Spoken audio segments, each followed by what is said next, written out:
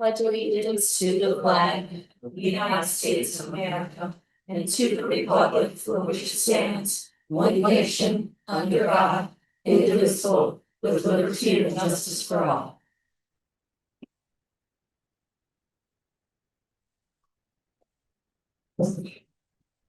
Are there any items to raise to the agenda? Correspondence and presentations. Yes, introduction. Yes, we do have introduction of new staff and staff promotions. Please. I just wanted to introduce all of you to the new Director of PR and Marketing and Promotions for Pikes Peak Library District. She just joined the Communications Department in early July. This is Amy Gillingheim. She's been in Colorado Springs for about since 2004, and she's been doing PR and marketing that entire time. She was a reporter and an editor for a local publication here in Colorado Springs and comes to us from APRO. So we're very, very excited to have her. Great, welcome. Welcome.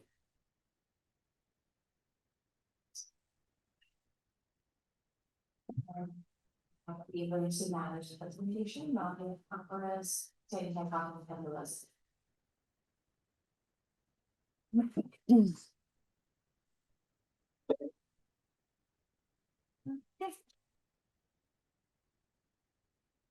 They have a presentation. Oh.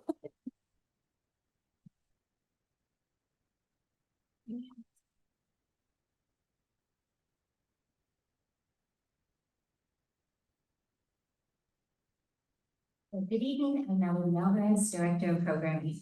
So literacy really fosters student success, and it is crucial for individuals in our community because it helps gain workforce readiness skills, it helps with graduation rates, and lowers poverty rates. Next slide. So school success really depends on building those foundation early literacy skills in that birth to 5 age range, right? Like when our children are learning to read, that's the best time to really make sure that we are doing those pre-reading skills. And the library provides great resources for early literacy for our parents and caregivers to make sure that students are entering kindergarten with reading skills needed. Through the READ Act, children are being tested on their literacy beginning in kindergarten. So at age 5, they're going into kindergarten and they're having to be tested on literacy where they are. Can they identify letters? Can they identify sound? All of that. So what we're seeing is that through the READ Act, if kids are not at reading level, they are given additional support to get them to reading level by grade 3. Because at that point, we're no longer learning to read. So this slide right here, it shows you significant reading deficiencies in kindergarten. And this is at the end of kindergarten. So we're seeing that kids are still not gaining literacy skills by kindergarten or first grade. Next slide. So by grade 3, we're no longer learning to read, we're reading to learn. So it's important to understand that by 3rd grade, we really have to comprehend and understand what we're learning. We really need those literacy skills and able to succeed in school and in life. Next slide. So in the Ruth Holly area, we are recognizing, we're noticing that we have an elementary school on an improvement plan. We have a middle school on an improvement plan, and we have the high school on a turnaround plan. So what that's showing is that our resources at the library, our free resources for school success and literacy are vital in this area.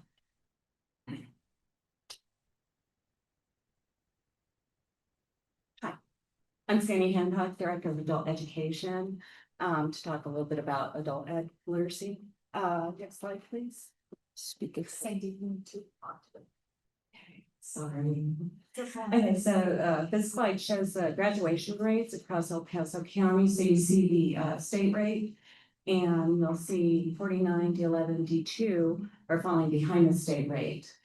Okay, so we recognize that there is a need again for intervention with literacy programs in the Raleigh area. Next slide, please.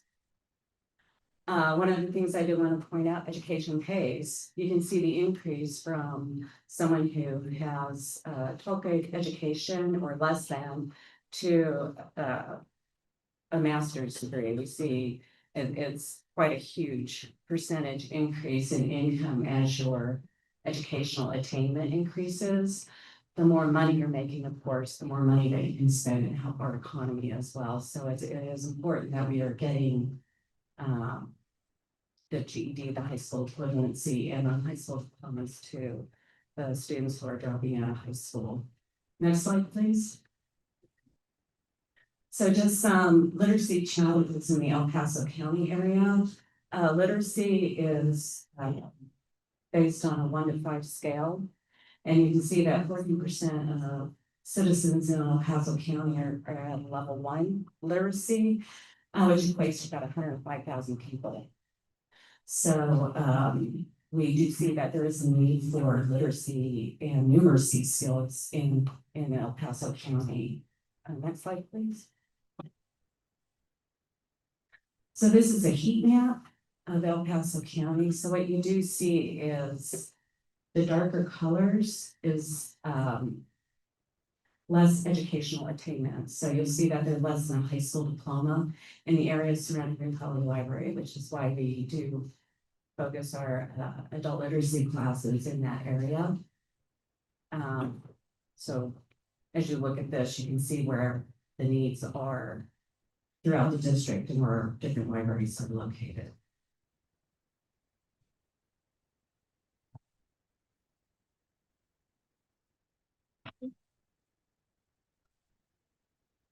For the lastly, Chief Operating Officer. Next slide, please. So as a recap from a presentation that the board did see earlier this year, I know with 14 libraries spread around the county, it can be confusing to think of which one we're thinking about. So this one is kind of near the Citadel Mall, shares a wall with a Walmart nearby. One of the reasons that this is a particularly well-used library is that it's near a bus transfer station. And there's a bus stop very close to the library. So for our bus traveling folks, it's a very accessible library. As you can see, it's 10,469 square feet. Our facilities master plan design guide recommends 5,000 to 9,000 square feet for a neighborhood library, which is what we would consider this to be. So it's a little bigger than what's recommended for that.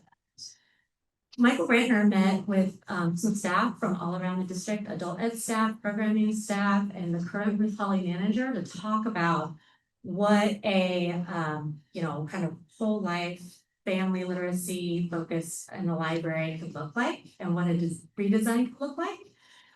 To kind of get some staff input on what that could look like. Of course, we haven't engaged engineers or architects or anything like that, because that would be something that obviously if we own the building, we could really look at the investment, but not worthwhile for a building that we lease. Next slide, please.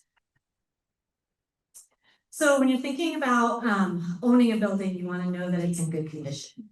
This building changed hands in fall of last year, and so there was a exhaustive inspection done at that time. Of course, we would do our own inspections as part of the purchase process, but we feel confident that it's in good shape. One of the things that was flagged in that inspection when that owner took ownership was the roof. They promptly replaced the roof, and so that roof was put on there at the end of 2024 and has a 20-year warranty that we would be assuming. So that would be a major expense that gives you an idea of what that looks like. Next slide, please. So the owner approached us in January 2nd of this year and kind of said, hey, I'm learning that the library is interested in owning buildings more than leasing buildings. If you would like to look at owning this building, we could start some conversations. So they kind of reached out and initiated a conversation there. With our leased libraries across the district, all the leases can look very different depending on where we're leasing them, as far as what we're responsible for and what the owner is responsible for. In this case, one of the things that can be very expensive is an HVAC system. The way this lease is written, we're responsible for that, whether we lease or whether we own. So that would not be an increased expense in the ownership. The other thing that we typically look at when we're obtaining a property permanently is, as I mentioned, the roof. And I already kind of spoke to the fact that we do know it has a brand new roof that's still under warranty. So we feel confident that the building is in good condition. And that's just a recap again from what was shared with the board in earlier meetings. Thank you.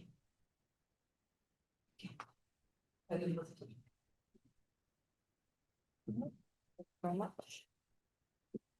Thank you for the presentation. We'll move on to reports. So we have first the internal affairs committee report. Oh, sorry. Can you hear me? Is this okay? Or do I have to hit power? That's what Oh, yeah, that would make sense. Internal affairs did meet, but we had an executive session. So I don't know how much you want me to go into details of that, but it was to discuss some properties and leases and those types of things. Thank you. Public affairs committee. We did not meet. And then governance committee. We went over the final bylaws, read along, did input from the attorneys, and thought we should be able to be voted on tonight. Thank you. All right, and then we'll move on to the trustee comments. There's that Mr. Powers, we've engaged with the district on behalf of the district. One wanna add some experiences they had like that.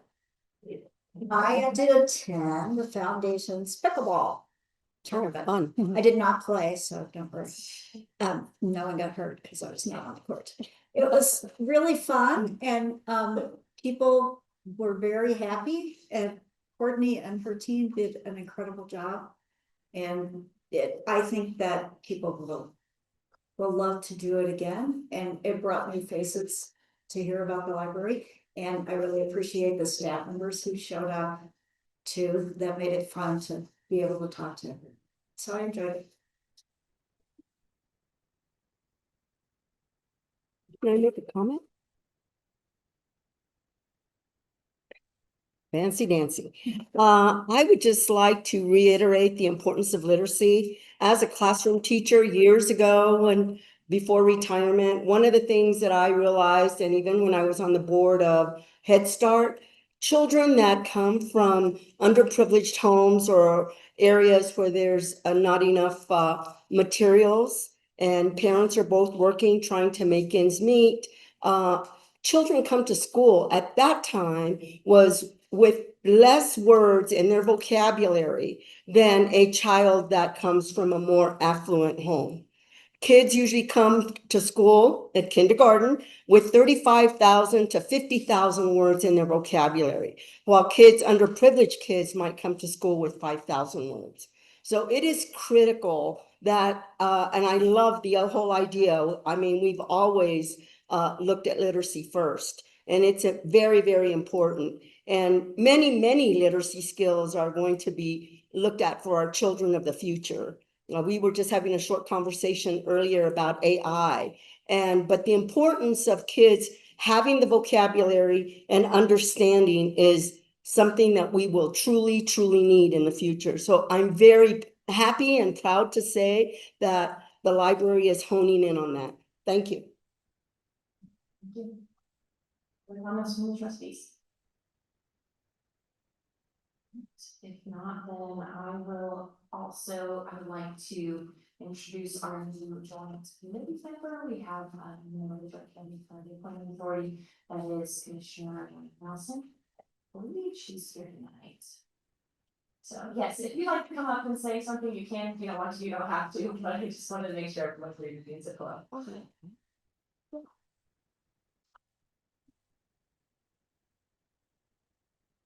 Good evening, I'll be brief. I just want to extend my gratitude to you all who are serving on this board. I know it's a lot of time and energy, and thank you for the sacrifice that you're dedicating to our community, and I look forward to working with you further in the future. Thank you, Commissioner. Alright, and then I'll give a brief just update. The joint committee as I understand, this time is still looking for another board member for Dora's slot. So I believe the next meeting is tentatively scheduled to be in September, so. Hopefully we'll have more news on that soon, but that's the update I have for the time being. And all right, we'll move on to the reports. Friends of the Pikes Library District 3 building. Is she online? She's online, I think.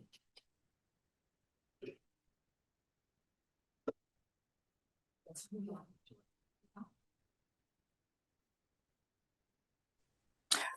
Thank you. This is Rita Jordan, President of the Friends. So just to add to the report, in July, we had a 3-week book drive at East Library because we weren't accepting as many donations because the elevator wasn't working. And in those 3 weeks, we received over 150 boxes that were brought in as Saturday curbside service. So we are catching up. And we're looking to be in good shape, but we still need to get more donations before our big book sale, the second weekend in October. Then for summer adventure parties, just as PPLD has talked about the fact that there were so many more participants in the parties, the summer adventure party at East, we sell children's books. We bring out our children's books and we sell those. We had a record breaker with $720 in sales at the East Party, which broke the record set in 2023, which was $600.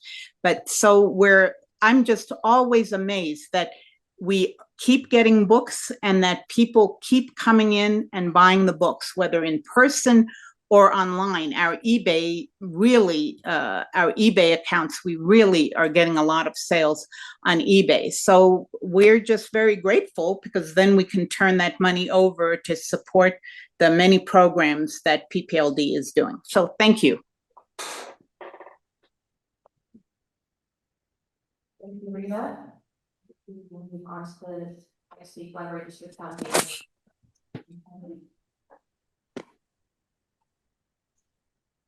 Thank you, Debbie, for your kind words, and thank you for attending. Does anybody have any questions about what was in my report so far? Yeah, so that event, again, pickleball, we needed to do something to be in the community, have our faces out there a little bit, and I think we achieved that. It was a fun turnout, people were very excited. I never would have dreamed marrying pickleball in the library would have been a success, but it worked out and people were excited. And we may have acquired a new board member from the event too. So it's kind of exciting. Yeah. My questions? I know. I never really sang questions and then all that. So pretty excited about that. And I just want you all to know that the foundation is also very much backing the literacy efforts of the district. So no questions about that. Thank you. Thank you. Great to hear that support from the foundation and to know you guys are building a board up. Great. Next. Financial report and comments.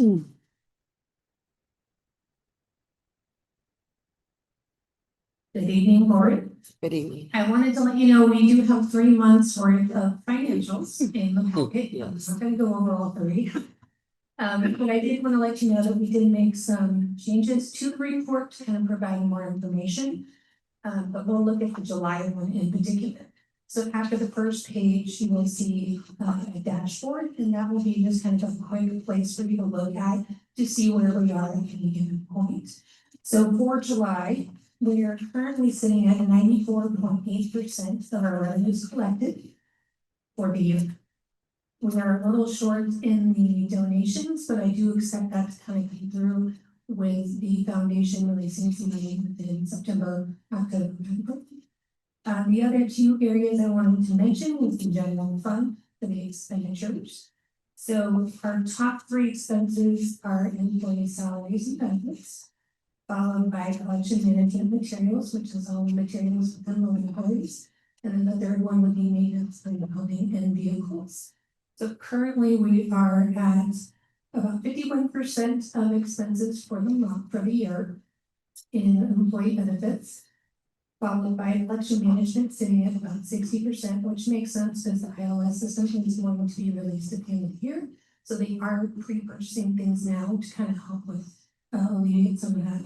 And then the third one would be building maintenance, which we're at 48%. Any questions on anything in the financials? I like the format, thank I you. do too. You're welcome. Yeah, Thank Yeah. Very nice. you very much. Mhm. Thank you.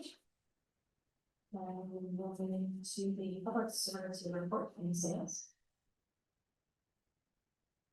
Thank you. Thank you. Okay, so a couple of things in the public services report I'd like to point out. The first and foremost is a big shout out and thank you to facilities for remodeling the bathroom at the Palmer Lake location and making it fully ADA accessible. So we really appreciate that. I'm happy to have that that location. High Prairie collected 173 pounds of food for Fresh Start. And Regional History and Genealogy has completed the uploading of all the gym-based World War II films, so those are now available and accessible online for World War II history buffs to look at. And then, you know, as we've been talking, always giving the ILS update, we've started staff training this week. So, the integrated library system, which is pretty much our whole network for everything that we do for the books. From the buying to the shelving to the checking out our library cards, it incorporates all of that. And so we are transitioning, we'll be doing that in December. We will be kicking off the communications for that to announce more information for the public of what that will look like and what kind of new features it offers in September. So it'll be Denise and her team is working on that announcement now. Thank you. Any questions?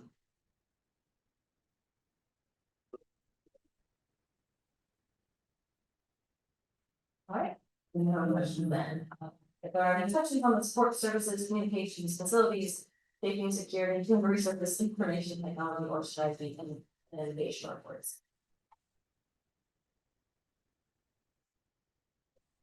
All right. And we will move to these report. Appreciate this question.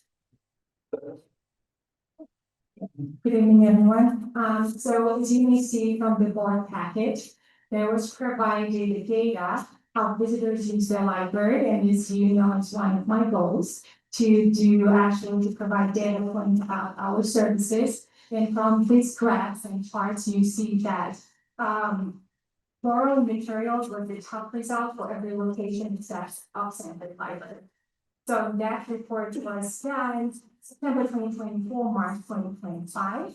And then also another page, we also made sure that you would have this information when it comes to business or different libraries. Some of the libraries were not open that often, so you can see that, for instance, Kaufman Library or UClass, that you see those business, especially at the beginning of the meeting as well.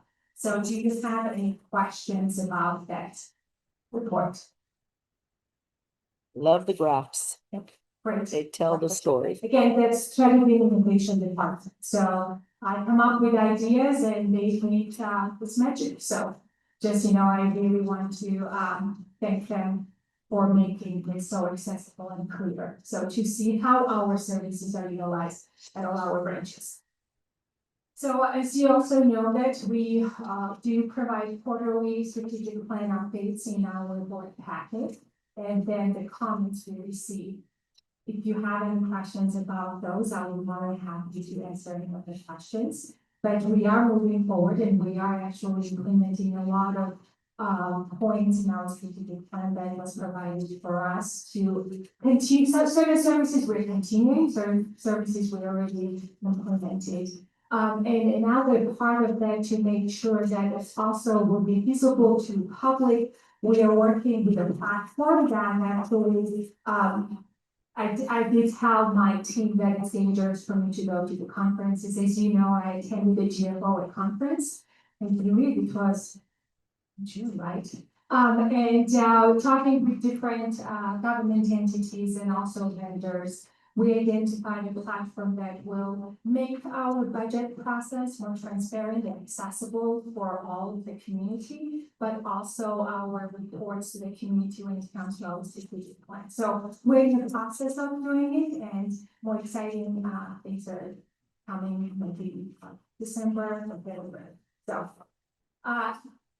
So if you don't have any questions about the reports, I also would like to, I believe I already informed you, we had two book challenges that we received. One of the books was Secret XX. And that was a reconsideration request, and unfortunately, that book was shelved incorrectly in the teens area. It was cataloged correctly, but was shelved incorrectly. So again, that book belongs to, in the adult nonfiction area. We had 5 librarians reviewing that book, and all of them, agreed that the book should be retained in the adult nonfiction area. Again, I concurred with them, with their determination, and will be notifying that we have paid them in writing. But as you may also know, based on our reconsideration policy, our patrons to have that time to appeal the decision to the board. So that was one of the books, and also what I want to make sure that all of you know, that also, it should also be noted, the book does have a mature audience only warning on the cover. Again, it was our mistake, so my apologies that that book was not shelved correctly. Another book challenge that we received, that was Family's Baby. And we received a reconsideration last year regarding children's board book title, Family's Baby. The concern stated the title does not relate to the content. The content condones and encourages rudeness, self-centeredness, and undisciplined behavior. Again, we had 5 librarians review the book. All 5 librarians concluded the book was age appropriate and should be retained as currently classified. I also reviewed the book, and I did agree with that, as also we know that as a public library, we do not act in locus parentis. We have that book on our shelves. We are not encouraging parents to check out the book, or guardians, it's up to them. So again, we will be notifying the patron about the decision as well, and they will also be notified that they have time to appeal the decision. Thank you. Any questions? And just a comment, when the new iOS is implemented next year, there'll be more ability for parents to kind of set controls for their kids when they have. Just saying what we have right now, we pilot this. So again, it's up to parents and guardians. Our job is to provide tools and choices and options, and it's their choice how they would like to raise their children and what kind of books they would like to, and resources they would like to interact with. Thank you.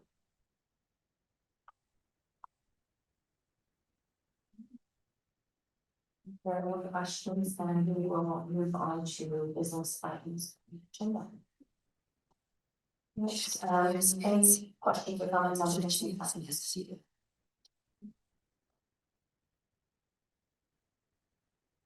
No changes to minutes. Yes, and we move on to new business. And this time, any public comments pertaining to this negotiation items? So I'm standing in for Jeremiah. We have several public comments in regards to a couple of the different decision items. Do you want to take them by decision, or? We'll just take them all at once, just for some meeting. Yeah.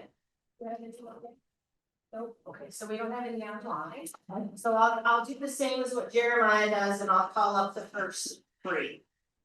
Sean Brennan, Elizabeth Carter, Joe Pelka. Good evening, I'm Sean Brennan. This is the local library for me, Library 21C, but I also use East Library, do volunteer work out at High Prairie and Penrose. I've been to most of the other libraries. My concern related to this first agenda item is really that the board doesn't seem to be following any of the recommendations in the facility master plan that they bought last year. As we saw with the Rock Lemon closure before, I, as a member of the community, just do not understand the agenda items that are coming up. The recommendations that are being made without, again, understanding the whole plan or the whole budget for the plan. So it just seems like we're putting the cart before the horse with some of these decisions. Now, in general, I actually am absolutely for buying Ruth Holly. Again, it's just kind of not having a coherent plan. And also the second decision item about the budget for Ruth Holly. There's nothing in the information packet for us to comment on, so I can't. Thanks.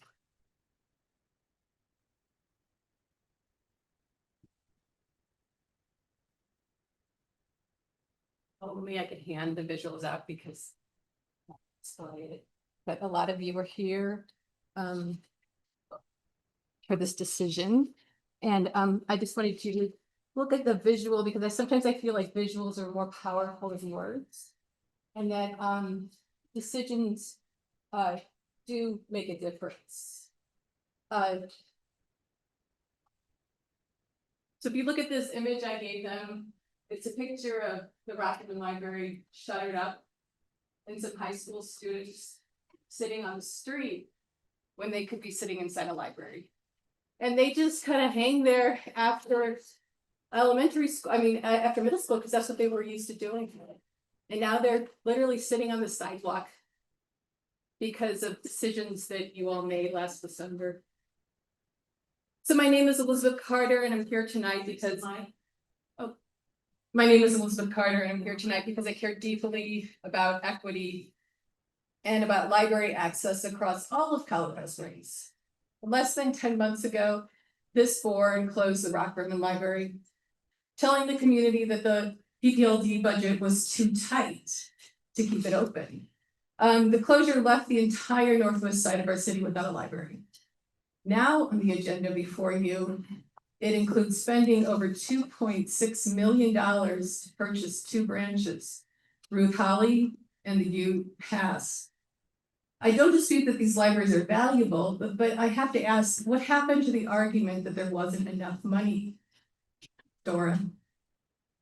For many of us, this feels inconsistent at best, and at worst, deceitful and broken trust with the community. 10 months ago, you had no money to keep a library on the northwest side open, and now you want to spend over $2.6 million. It's not adding up. What is also concerning is what's missing from tonight's agenda. There is no discussion of acquiring property for a new library in the northwest side, which you still can consider. The Rock Rimmon Library stands empty. Children and a whole community of taxpayers not having access to their local library anymore. And tonight you may also reduce the number of public meetings, limiting the taxpaying community input, someone like me to come, give you feedback to what's going on. And I think you're limiting it to only, 6 times, Angela, a year now instead of once a month? What, are you all too busy to take care of the PPLD and the millions of dollars that you're spending? The community is watching closely, and we ask for transparency as we do continually, accountability, and above all, fairness in how resources are invested.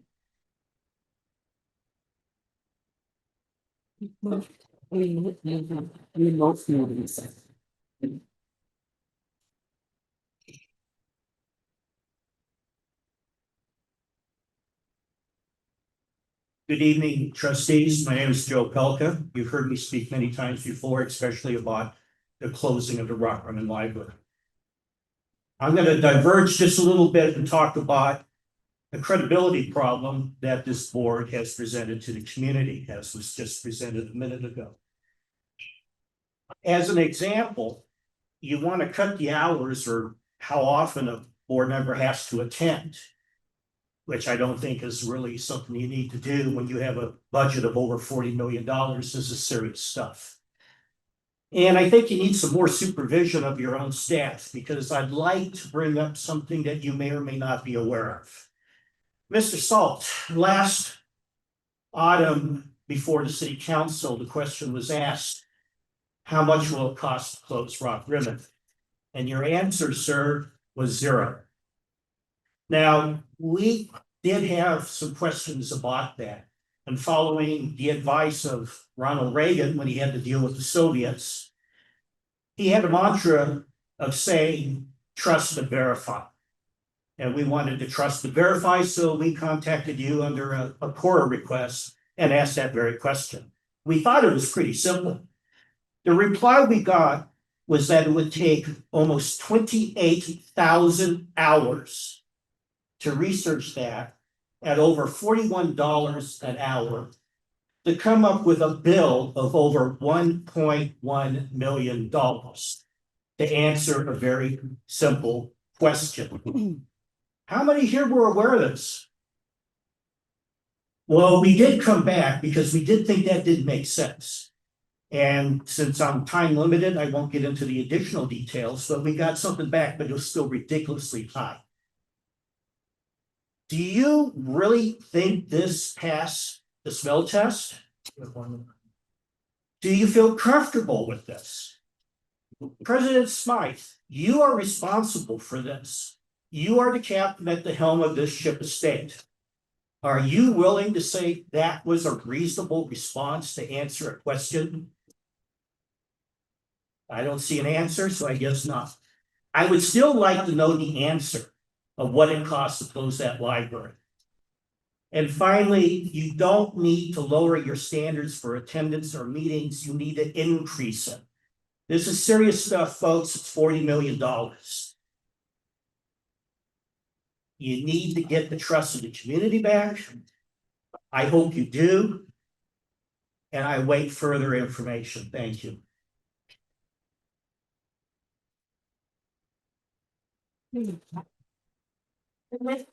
The next three are Lisa Bigelow, Ismet Saheen, and Veronica Baker.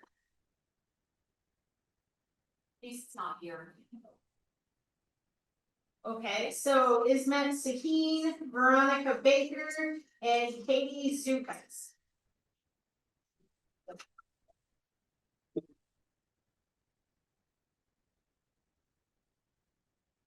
He's had that for you. Oh, okay, I'm you. Oh boy. I haven't seen you all since last year, and I just want to report, reintroduce myself again. I'm the owner of Monitor Cheyenne LLC, where Cheyenne Mountain Library is, and also, oh, okay. Okay, I'm Ismet Saheen, owner of Monitor Cheyenne LLC, where we have the Cheyenne Mountain Library. Lease is coming up for renewal in about a year. There has been a lot of change in my organization, and so is in yours. So I'm sort of confused who to talk to, who to correspond. I stop at the library often enough, introduce myself, and if they need anything from the landlord. Since I came to Colorado Springs 20 years ago, seems like every year my project manager company retires or quits or go bankrupt. It keeps changing. And there's been some changes. So I have a new project manager, Quantum. I'd like to give the information to you, I suppose. With the lease for Cheyenne Mountain Library. I will give you the copy of it so that we can stay in touch. And as far as Rockrimmon, we had 20 good years as you, my tenant, and as the lease calls it, the landlord. I hate that word. So, we rented all the spaces, but you left per your agreement and no hard feeling from our part. But we could have new spaces available. If you are interested, I will provide the information to you all. So I have two paperwork. I'll give it to you, I suppose. And also in Rockrimmon, I have the back building, about 10,000 square feet. And I could make that available looking at your agenda for rent, for sale, or for donation. You may like that word better than I do, so. But I'm not experienced with it. I've been fortunate to be able to afford it. But Thank you very much. I think we're low on time, but if you could give that information to our CEO. and yes, leadership team, okay. that would If be you have any helpful. questions, I can answer. But otherwise, no hard feeling about leaving library. I miss it, so. Thank you. Thank you all for listening to me. How could I be? This is regarding Diane Alfred. And this is what if questions.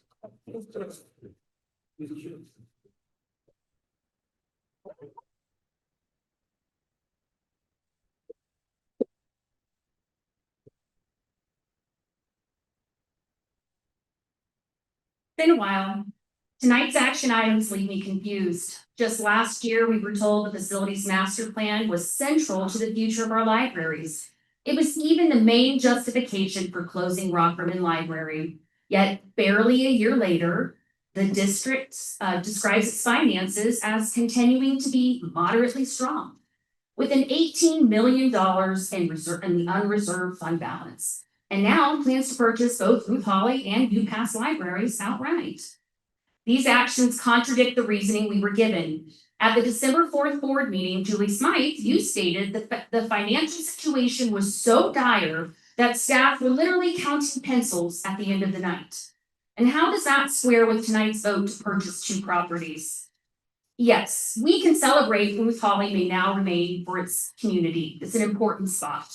But as a member of the Rockrimmon community that lost a 35-year-old library, I struggle to understand the purchase of UPass. Its rental agreement was already reasonable, and according to PPLD's own 2024 records, it serves only 643 cardholders, compared to nearly 60,000 taxpayers in the Rockrimmon area.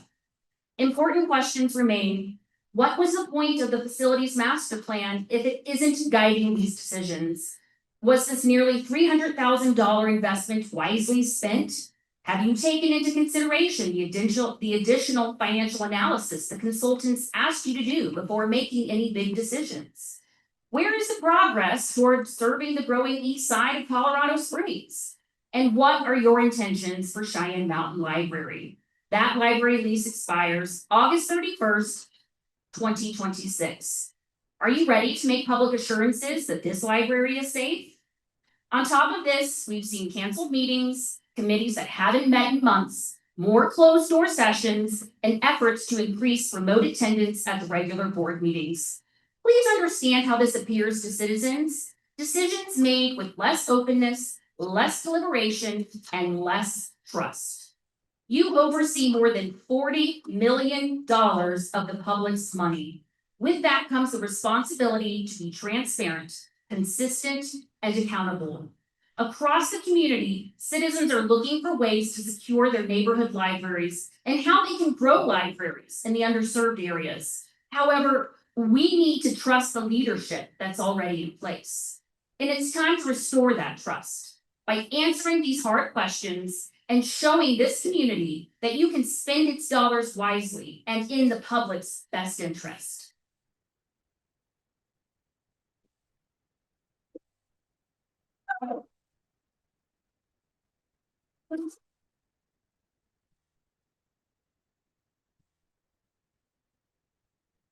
My name is Catherine Chukas, and I'm a PPLD patron. And my comments relate to the first resolution about the purchase of the Ruth Holly Library. I think it's a great thing that this neighborhood knows that they will have a neighborhood library for years to come. I also think that now that you are signing purchase agreements for different pieces of property, you have a target price for buying and outfitting a library space on the northwest side of Colorado Springs. Using the data in the facilities master plan, you know what it takes to build from the walls in on a library based upon the square footage. And so you've already paid for that study, you know that amount of money, you're gonna be able to figure that out. It's gonna be fairly straightforward to figure out those costs there. And it's also fairly straightforward to make the financial calculations for the amount to budget to a seller of a property on the northwest side of Colorado Springs for the space for a library. It's really notable that the dollar spent for a facility per card holder for the Youth Pass Library is $602 per card holder. And the dollar spent per card holder for the Ruth Holly Library is $305 per card holder. That means you can really think about a target price for a Northwest Side Library that would replace Rock Ribbon Library based upon its number of card holders that are outlined in the facilities master plan. It's really large. And so this tells you that you could be able to spend between $2.8 million to $5.7 million for a building, just for a building. And given the amount of reserves that you have, even after today's resolutions pass, you've got $15 million still left in the unreserved fund balance. So there's more than enough to pay up to $5.7 million for a building and then to outfit it. So for a 9,000 square foot library, according to the facilities master plan, you're gonna be able to figure this out and you'll be able to back out the price per square foot even for a library. And that gives you the ability to start working with commercial real estate brokers to find a space within the price range. Again, right now, the price for buying a piece of property for 9,000 square foot would be $320 to $630 per square foot. That's what you're spending on the Ruth Holly and the Ute Valley Pass libraries. So again, that's the price per square foot. You can go to any commercial real estate broker and talk to them about that to find a space within this price range in the northwest side of Colorado Springs. It'd be great to start talking about that. We really have a need on the northwest side of Colorado Springs. You know the volume in terms of circulation. You know the volume in terms of card holders. You know the passion that libraries have as a space for the people who live on the northwest side of Colorado Springs. You've been hearing that for over a year. We would really like to have a space there. You now have all the data from your paid for facilities master plan and from your purchase agreements to make all of this happen. If you want me to write this down or send it in as an email, I'd be happy to. Thank you.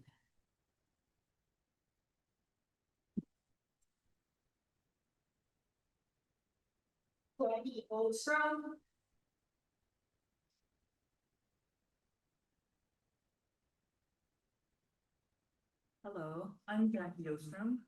Nice to see you all tonight. I also have a complete lack of trust in this organization. And I think there must be some other reason why you closed the Rock Ribbon Library that has not ever been made public, that you have some other agenda. I don't know if it's book banning or religious, whatever. I don't know what it is, but it's not money. That's what you told us, but that's not what it is. And why are you laughing, Angela Dugan? Book banning? Yes, that's what people are coming to. Okay. That's what people are saying now because they can't figure out any other reason why you would close that library. You know, there's no trust. It's your opinion. You're entitled to it. It's not even my opinion because I have no information about it, but it's what I hear spoken. It's what I hear spoken in the community. So we know now that you really did have enough money to keep that library. And we know that you lied to us at that December meeting, Julie. And so we have no trust. And this goes on and on with no trust. And here you are buying 2 more libraries without doing anything about a larger number of your population on the west side and on the east side. I don't even live in those communities, but I see what you're doing. And it's just immoral, it's irrational, it's not positive. I don't understand why you're doing this. And the Youth Pass Library for 643 people, that should be a bookmobile. That should be a once a month bookmobile. Why would you buy a building there for that few people? That's ridiculous to spend $602 per person on that.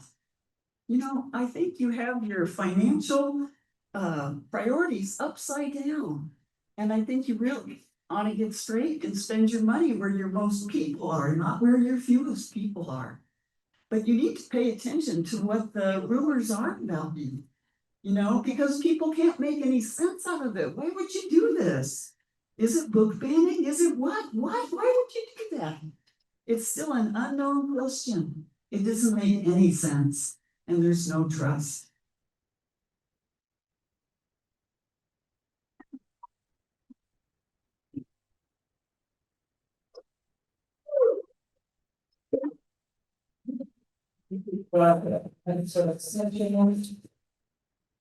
So maybe we'll say $1.5 -1, but just that was probably company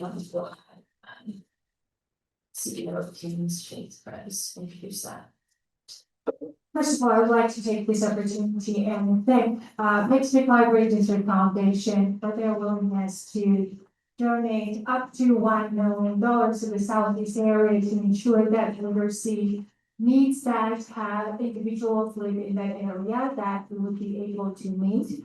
Also, I would like to thank the Price family that we had a great opportunity to speak with them and their willingness to donate $200,000 to the same cause. And as also all of you have seen the presentation, and I believe also we had other presentations done before when it comes to a library in that area, and it's obvious that there is a need for families, for literacy, for schools, for libraries to have a long-term sustainability presence, and for Pikes Peak Library District to be able to invest in the building to ensure that there is a focus. And also, as you see that there is the support from, and actually the Price family, they didn't reside on Coral Springs.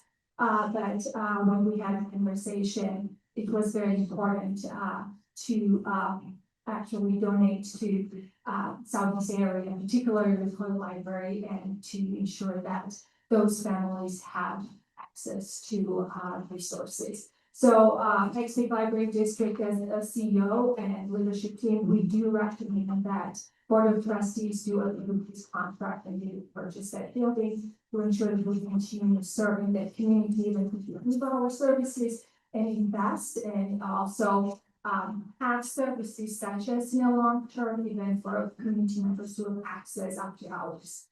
Thank you. Any questions?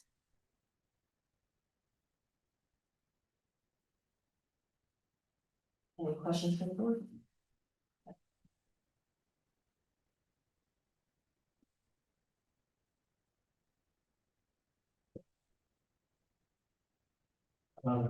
I was kind of surprised to see that again, the board packet that outlined where the costs were coming from, and I would that would be included. We have that handy. So it's in the motion. It's in the second motion on your decision sheet. Okay, for us. Yes. Okay, and nobody out here got a copy of those or the plastic copy from, so what I will do is I will read them. Well, We'll read that in the decision. I will be happy to share that $150 from Pikes Peak Library District Foundation, $200,000 from the private donation when it comes to Ripoli Library. I believe it's $400,000 from capital contingency funds and $600,000 from reserve. 48,000 that's from the Colorado Trust Fund interest. Okay, so the only thing that I did not see on this was the $1 million. I understand that the foundation is pledging on. Yes, actually. That's the first motion. So, sorry, Debbie, you and Angela can speak to it, sorry. Okay. Yeah, go for it. Could you repeat that, please? There's a lot to write down quickly. Sure. First of all, the foundation board, the Pikes Peak Library District Foundation, which is the fundraising arm for the district,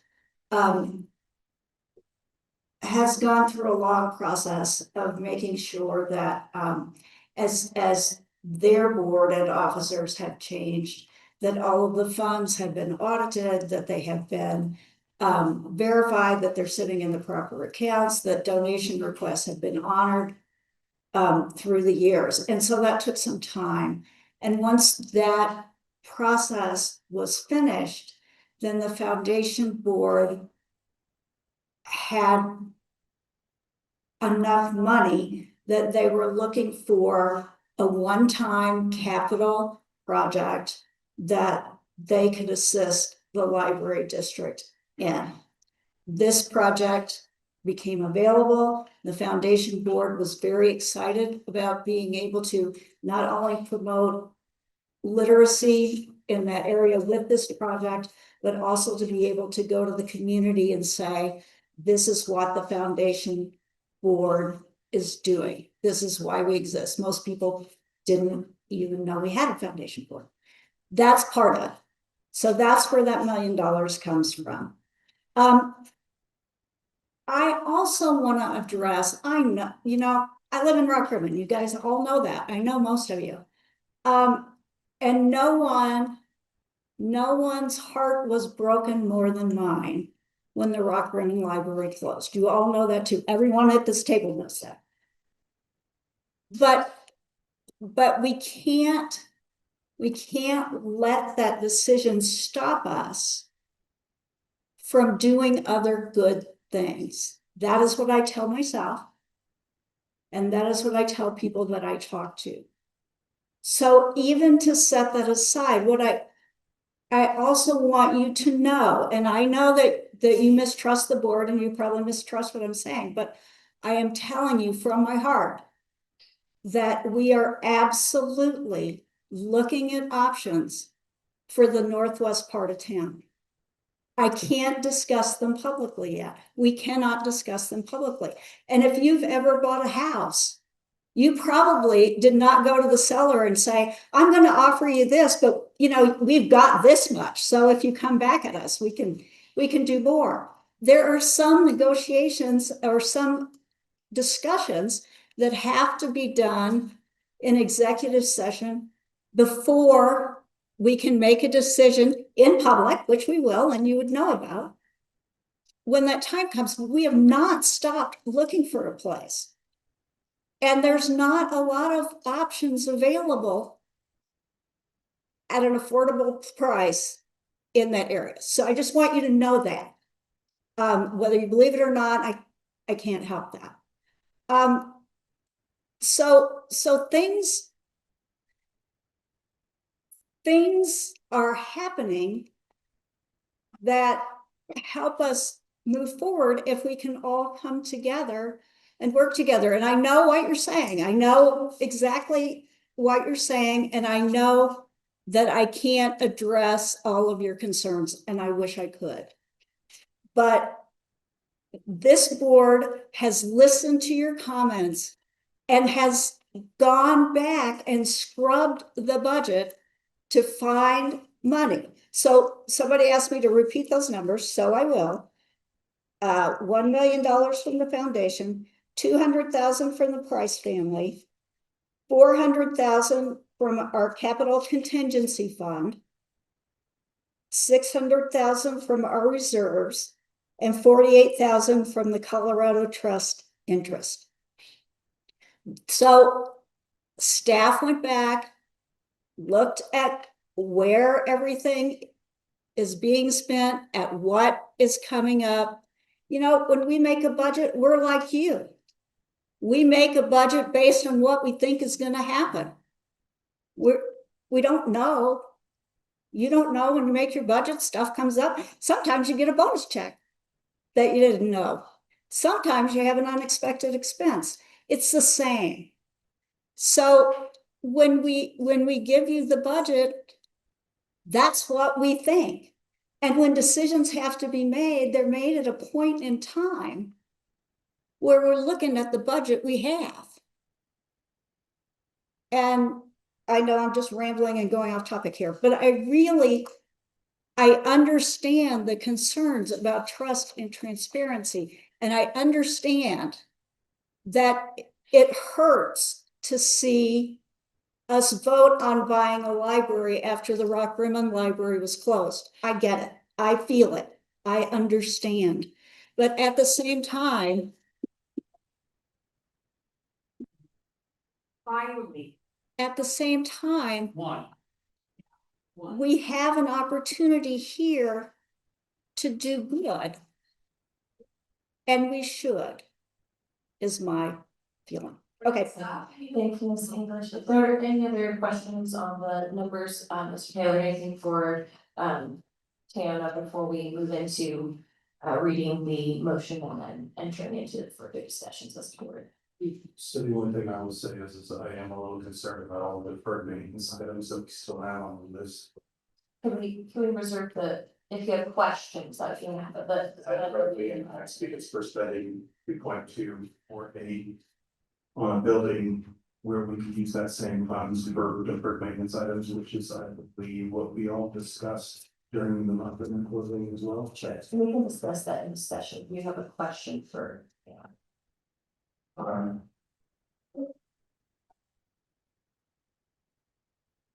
then we'll go ahead and read the motion in a second, and we'll go into discussions.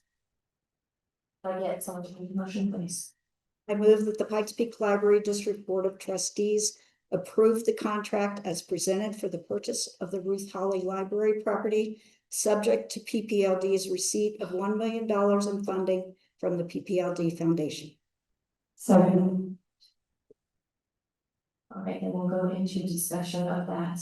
I'm gonna go down the line once and then back. So, Mr. Taylor, you can take this minutes to give your comments, and I'll go down. Why did we separate both of these items out? I'm just curious. Well, it's a decision 25A1 and 25A2. It's all about the same location. I'm just curious. If that was our legal counsel advice. Okay, so our lawyer pretty much told us that's the best way to do it. Yes, and again, that's, and also the contract was, I also emailed that as reviewed by our legal counsel as well, yes. Good.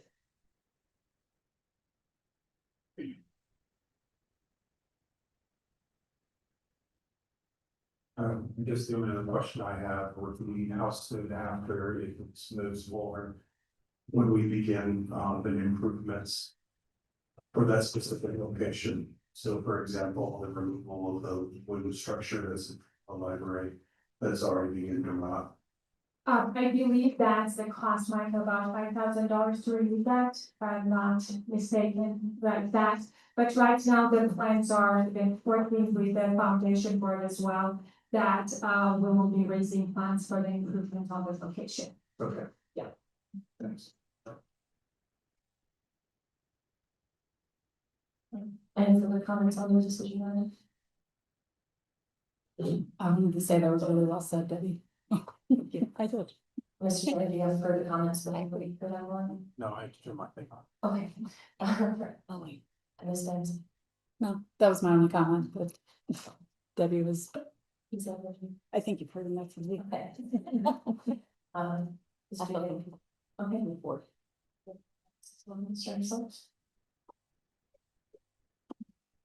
Just briefly, Scott, I wanted to address the capital improvement. I know we've talked about the needs across the district. We've talked about some of the needs that are specific with this property. And I share your concern, making sure that we can match that. We've heard, all these conversations talk about making sure that, purchase is one thing, but making sure that we have the improvements, the fact that we have, enough other capital needs across the district we need to take care of. I will say that, the fact that we are getting money from the foundation. I just want to thank the foundation and board and all the work you and the board has done to help support this effort and the district as a whole.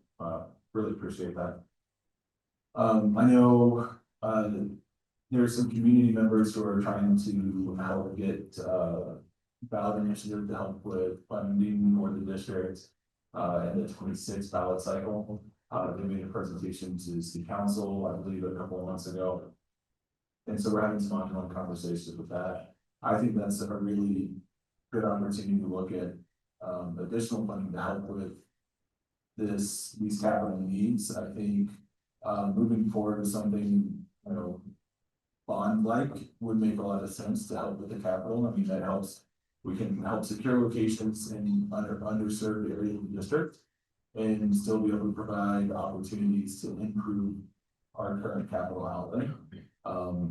And so I think there's a lot of opportunity with that for the 26 cycle. I know that we're already having those conversations, and so that's where I'm going. I know nothing to show that at this point, but you know, we do have partners that are helping fundraise to help match some of those needs. We haven't had that kind of support previously, and so it's really nice to have the foundation as a partner in these efforts.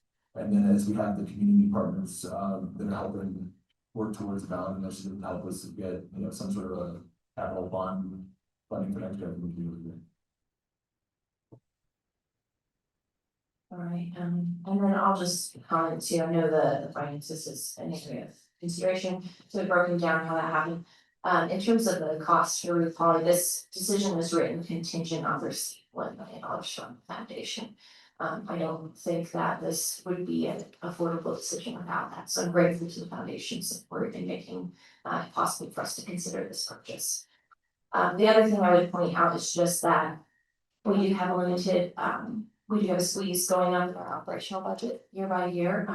Losing a lease and having a own building does alleviate some of that pressure on our operational budget as, you know, salaries go up, as inflation goes up, cost of books. Having more room in our operational budget would be helpful. That's currently taken up by the Poly lease, which is a little bit. On the expensive side, I believe, is it currently our most expensive lease or is it second? Second, okay. So it's one of our top expenses in terms of our lease area, and in terms of our facilities master plan. The goal of owning buildings, assists with that and gives us more leeway to make properties decisions and be careful with, repairs and do that in an environmental way.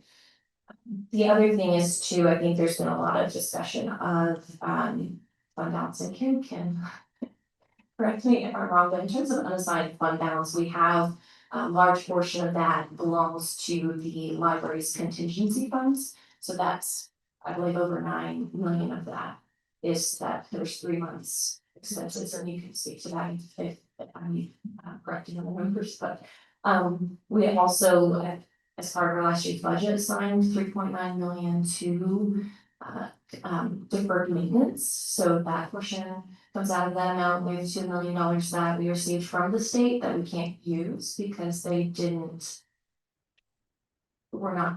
seem to have assigned it properly, so we're not able to use those funds until the state decides whether they go back to them or whether we can keep them once or not. So we actually have a much smaller number to use there than what it appears is just the bulk number. So I wanted to make sure that was very clear in how that is broken down.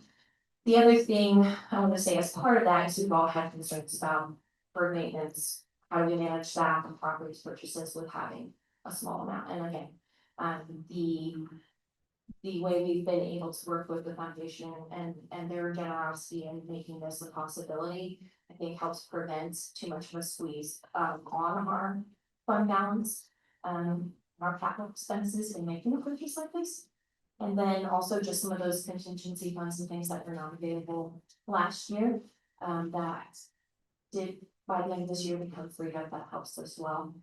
So we've really worked hard to be economical and maybe breaking down how this purchase would be made. I'm really pleased with how that's come out. Very supportive of this purchase. You can go back down. Yes, okay. Let's do that. Thank you. I think it's very important to see PPLD in their efforts in sustainability, as well as expanding services and literacy. That's something that's always been very near and dear to my heart. And I thank you, and I do want to thank the foundation board. I think I've said it in the past. They have really done a yeoman's work. And they also want Courtney to know that a lot, we talk about the board members, but also as the person, I know you have put a heart and soul and sweat and stress into this. And I want that to be recognized. And then just finally, you know, I apologize to the board, the patrons for my laxity form that just hit a little close. So sorry about that. Thank you, Ms. Stephen. Ms. English, do you have further comments? No, thank you. Ms. Gonzalez, I think I skipped you before, Dora. I apologize. No, I had to go to the ladies' room. I too support our decision here, and I thank the foundation for supporting us in this capital endeavor. As I have said, that we would be looking for a northwest location. As Debbie said, yes, we continue looking. We started immediately. It hasn't been like we have sat on our laurels and not looked for locations. So the board, along with the leadership team, is continuing to do that. So I want to reassure you on that. When that comes to fruition, we don't know.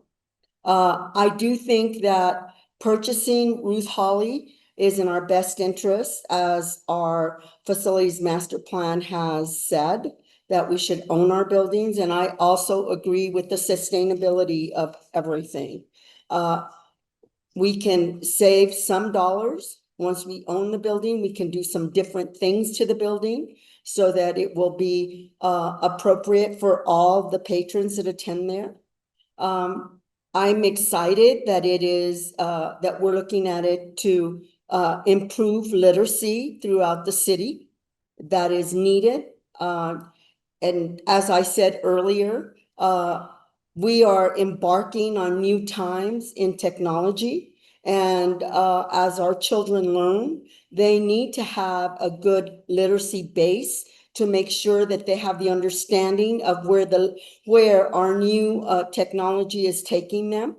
I know we've had this probably conversation back when I was in the classroom, when I would tell the kids, don't believe everything you read in Google.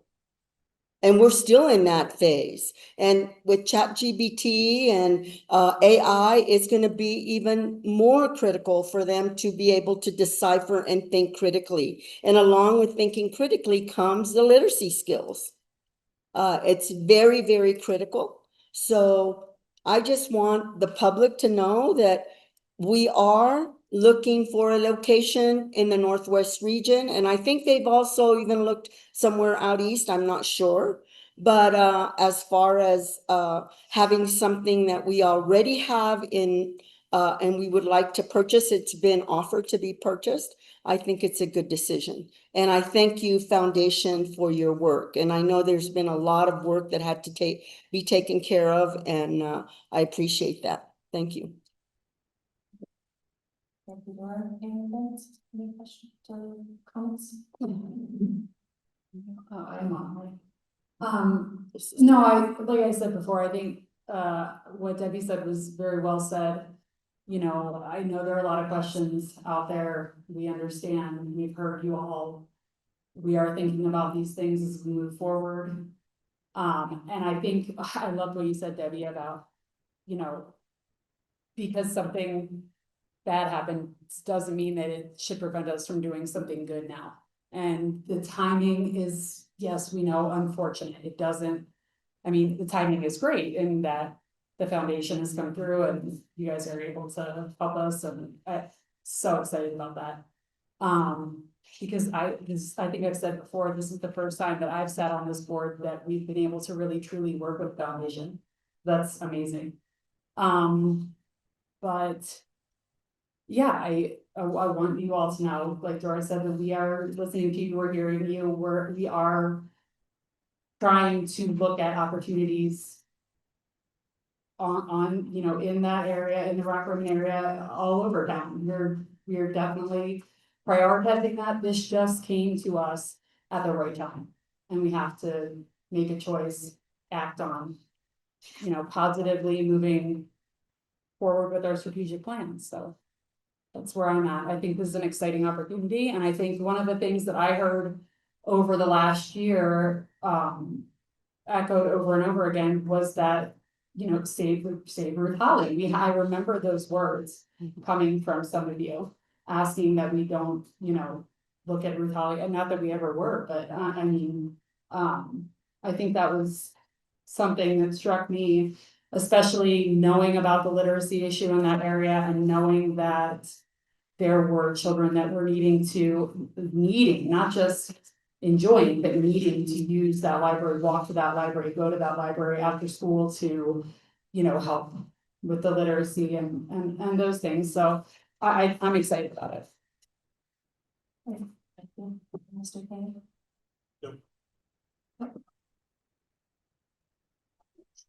When there are no further comments, we'll go ahead and take a roll call vote.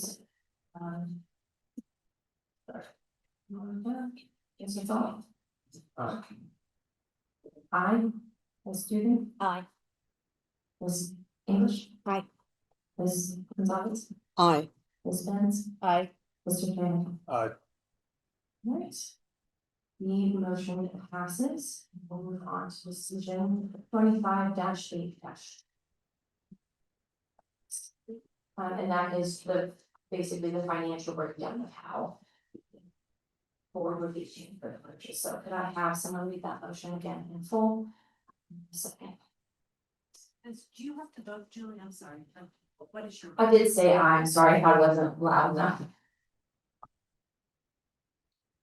I move that the Pikes Peak Library District Board of Trustees approve the source of the remaining funds for the purchase of the Ruth Holly Library property as $200,000 from the Price family donation to the Ruth Holly Library, $400,000 from the PPLD's capital contingency fund, $600,000 from PPLD reserves, and $48,000 from Colorado Trust interest. All right, do we have a second? Second. Any discussion on the sheet?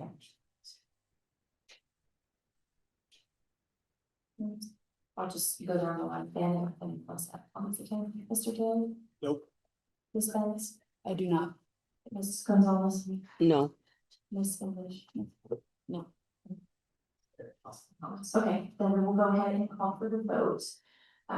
Mr. Shaw? Ms. Smythe? Aye. Ms. Dugan? Aye. Ms. English? Aye. Ms. Gonzalez? Aye. Ms. Benz? Aye. Mr. Dan? Aye. Alright, motion passes.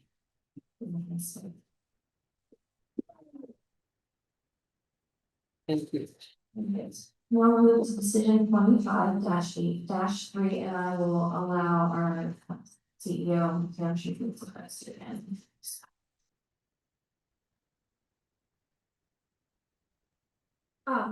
As you may recall, we did have a presentation on Pikes Library as well. There was an appraisal done on the property in the building, and as you may recall, it was about, the appraisal was $490,000.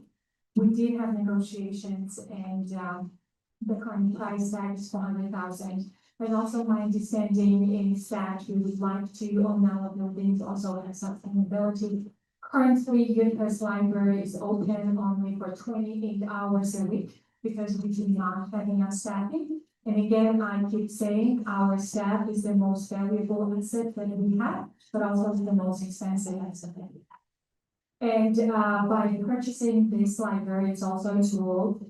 Very often when it's snow and there's no access, the residents can still access our research, our services. Our plan is if we own the building, then we would be able to expand our hours of operation by investing in the building, such as providing hybrid access. And roughly when we did the presentation and analysis with Pikes Library District Leadership Team, it would increase the hours of operation and access to resources up to 100 hours, if I'm not wrong, right? Up to 120. So, and that's why also we've been working with UPS And they were willing to work with us, and we are recommending also to purchase the property in questions. Fiona, could you? I turned it off.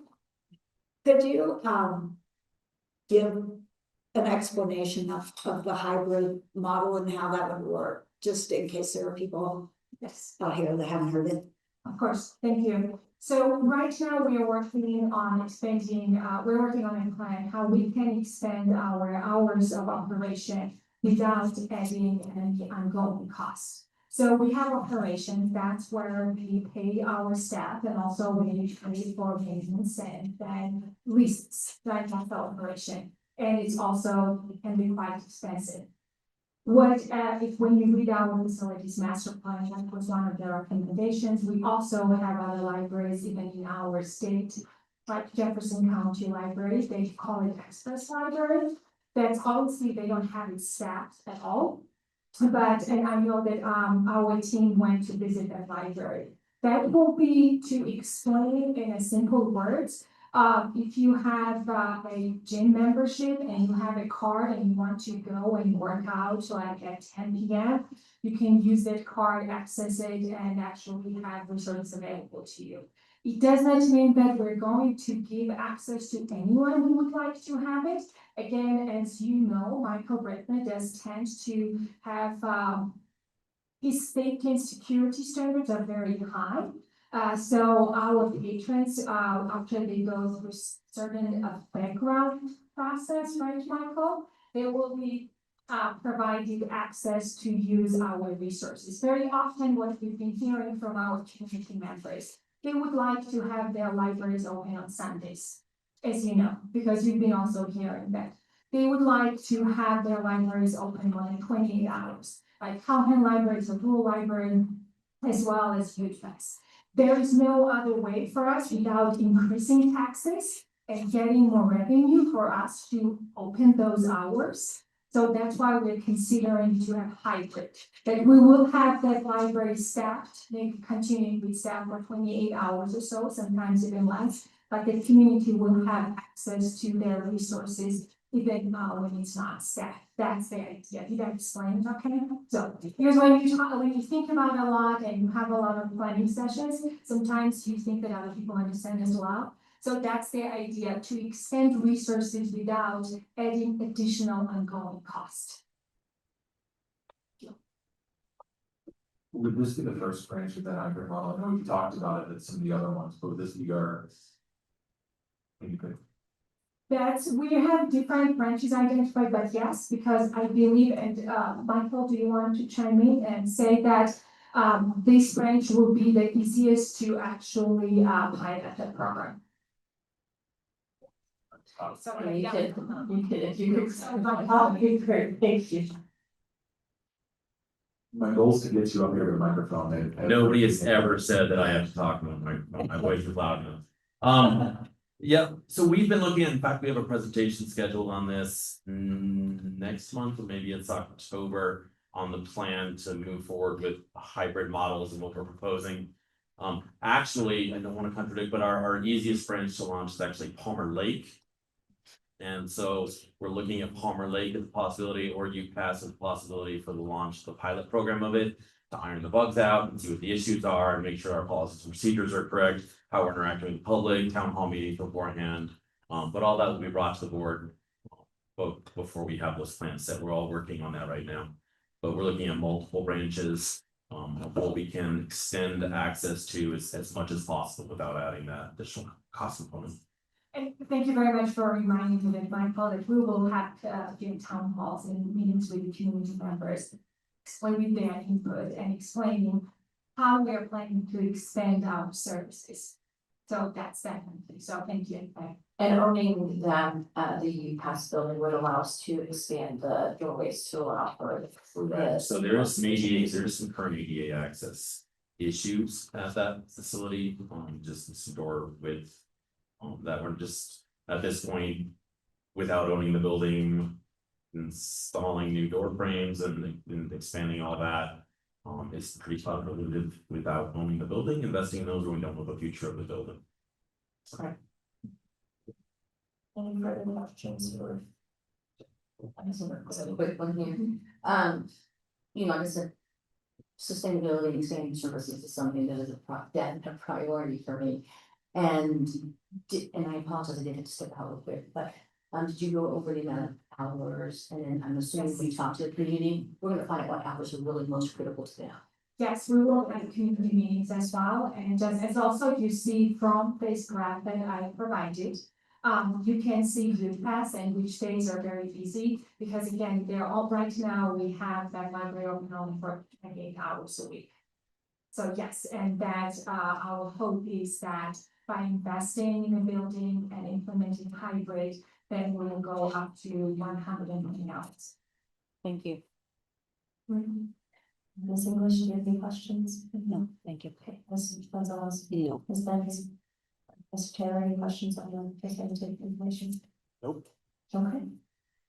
All right, then I will ask for a reading of the motion. I would love to read that. Decision 2583, purchase of property for the UPass library. I move that the Pikes Library District Board of Trustees approve the contract as presented for the purchase of the UPass library property. Okay, so we have a second. Second. All right, that's fine. Okay, then we'll move into discussion on this item. And I'll again go down the line. Mr. Chairman, do you have any comments on this item? Just the only question I have is I'm assuming that after, if this vote moves forward and the purchases of UPass is done, we'll get a new updated map of boundaries and things like that, because I did have a concern about since it is owned by the fire protection district there in Cascade, they do have a fire station which is behind the library, so I was curious about when that would happen. Yes, you're correct, and we've been working in line. I apologize to you, Scott. I was supposed to forward that email to you. We did have a conversation with Mike and with Fast regarding this road. Also, the good news is that that's the El Paso County that owns that road, so they take care of it. But also, we will be working with, what is the right term? We're planning that as well, and of course, it can be presented. Yes. Ms. Banks, any discussion? No, I don't think so. Ms. Gonzalez? No, I'm fine. Ms. English? No. No. Scott, I just wanted to check to make sure that, I know you had some concerns around that, or are you satisfied? Yeah. Okay. Okay, thank you. Thanks. Budget? The budget for that will be in the second agenda spot. But actually, if you could give us a breakdown of the cost, I know we've gone over this in several previous meetings, but if you could just. Again, the appraisal came to 490,000. We did have negotiations, and the current price is 400,000. And that also we recommended to take those funds from Pikes Library District reserves. Okay. So you said it was 490. Appraisal price. Yes, but the purchase price is 400. Yes, so Negotiations. yes. Alright. There's no further discussion, then we'll go ahead and call for the vote. I'll go ahead and do a roll call again. So Mr. Salt? Aye. Ms. Smythe? Aye. Ms. Dugan? Aye. Ms. English? Aye. Ms. Gonzalez? Aye. Ms. Benz? Aye. Mr. Taylor? Aye. Right. The motion carries. And we will go on to decision 25-8-4. Source of funding for the purchase of the property for UPass Library. And we already gave a breakdown of the cost, so then we'll just then go ahead and read the motion for a second and come to discussion. So can I get a motion?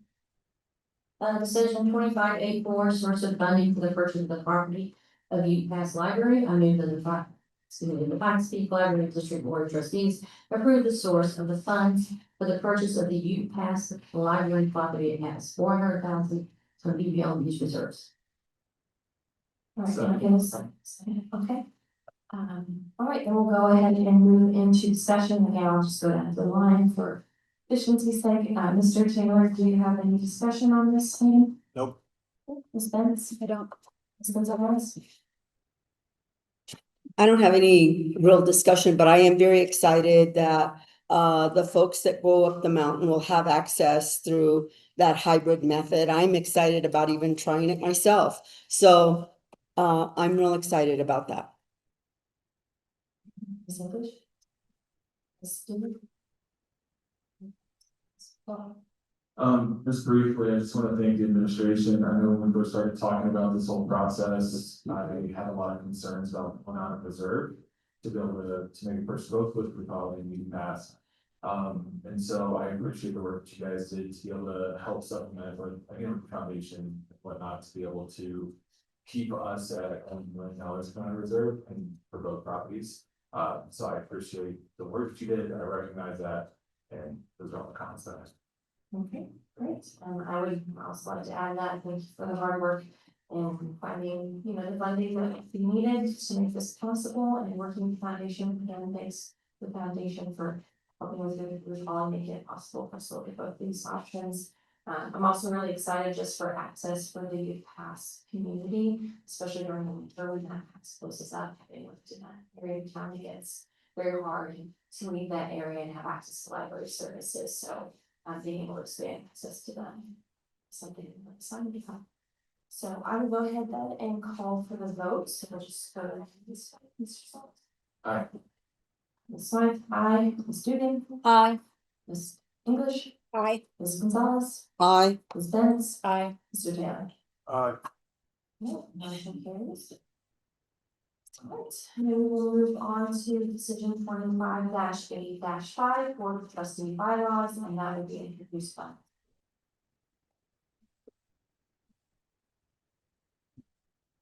Thank you, the governance committee, as per our rules, we look at our bylaws biannually. And you guys probably received about a month ago, the red line that was before the attorneys. You have now received in the past, the first copy is how it would look. The second copy is the red line, so you can see where there are any changes. I do want to clarify one point. It was brought up that we're reducing the amount of meetings. That is not true. It's been in our bylaws for a minimum of 6, and I'm not even sure when that started. There's always been a minimum of 6, but only been meeting monthly. A long time. So we are not reducing the numbers. Want to make sure I can get that information out. I think we just do the exact same thing. Is everyone's had a bit of time to look at it. Maybe we just start at the very end as well. Scott is also on the governance committee. He has been a great wealth of information. So let's go ahead and it's okay. I'll read the motion second first. Oh, that's discussions, yeah. All right. I'll get a motion for that. I can do a motion, decision 25-8-5, Board of Trustee bylaws. I move that the Pikes Peak Library District Board of Trustees approve the Board of Trustees bylaws as presented. Right, do we have a second? Second. I'm moving to discussion. That's a little mild then. All right, let's start, as Angela said, this, Mr. Taylor.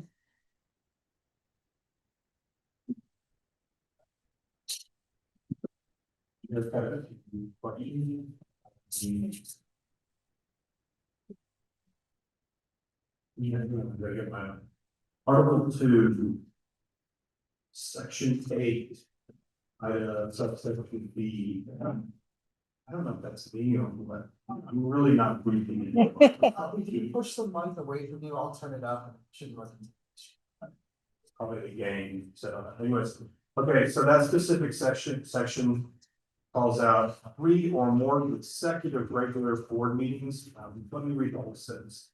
The trustee's unexcused failure to attend, not including authorized attendance by remote participation, as described in these bylaws, 3 or more consecutive board meetings in a calendar year shall constitute good cause under this section. And that specific section calls out reasons that a trustee could be, removed from the board. My issue I have there is the consecutive word. We discussed this during the governance committee, and we decided that we'd bring it to the board for discussion. And so I don't know how we want to do that, but I would like to know everybody's thoughts on using the word consecutive. Well, I want to clarify, it is if somebody misses 3 consecutive meetings with no communication, it's pretty much of a standard rule in most communities. Even if you don't show up for work for 3 days with absolutely no communication, they consider at that time that you can be removed. And I also want to please keep in mind, gotta get the section, but talking about the comprised board and how we are actually, only the committee, the joint committee of the city and the county can actually remove. We are only allowed to say, this person has missed 3 meetings, we would add request. It is not anything in our power or jurisdiction to actually remove a board of trustee.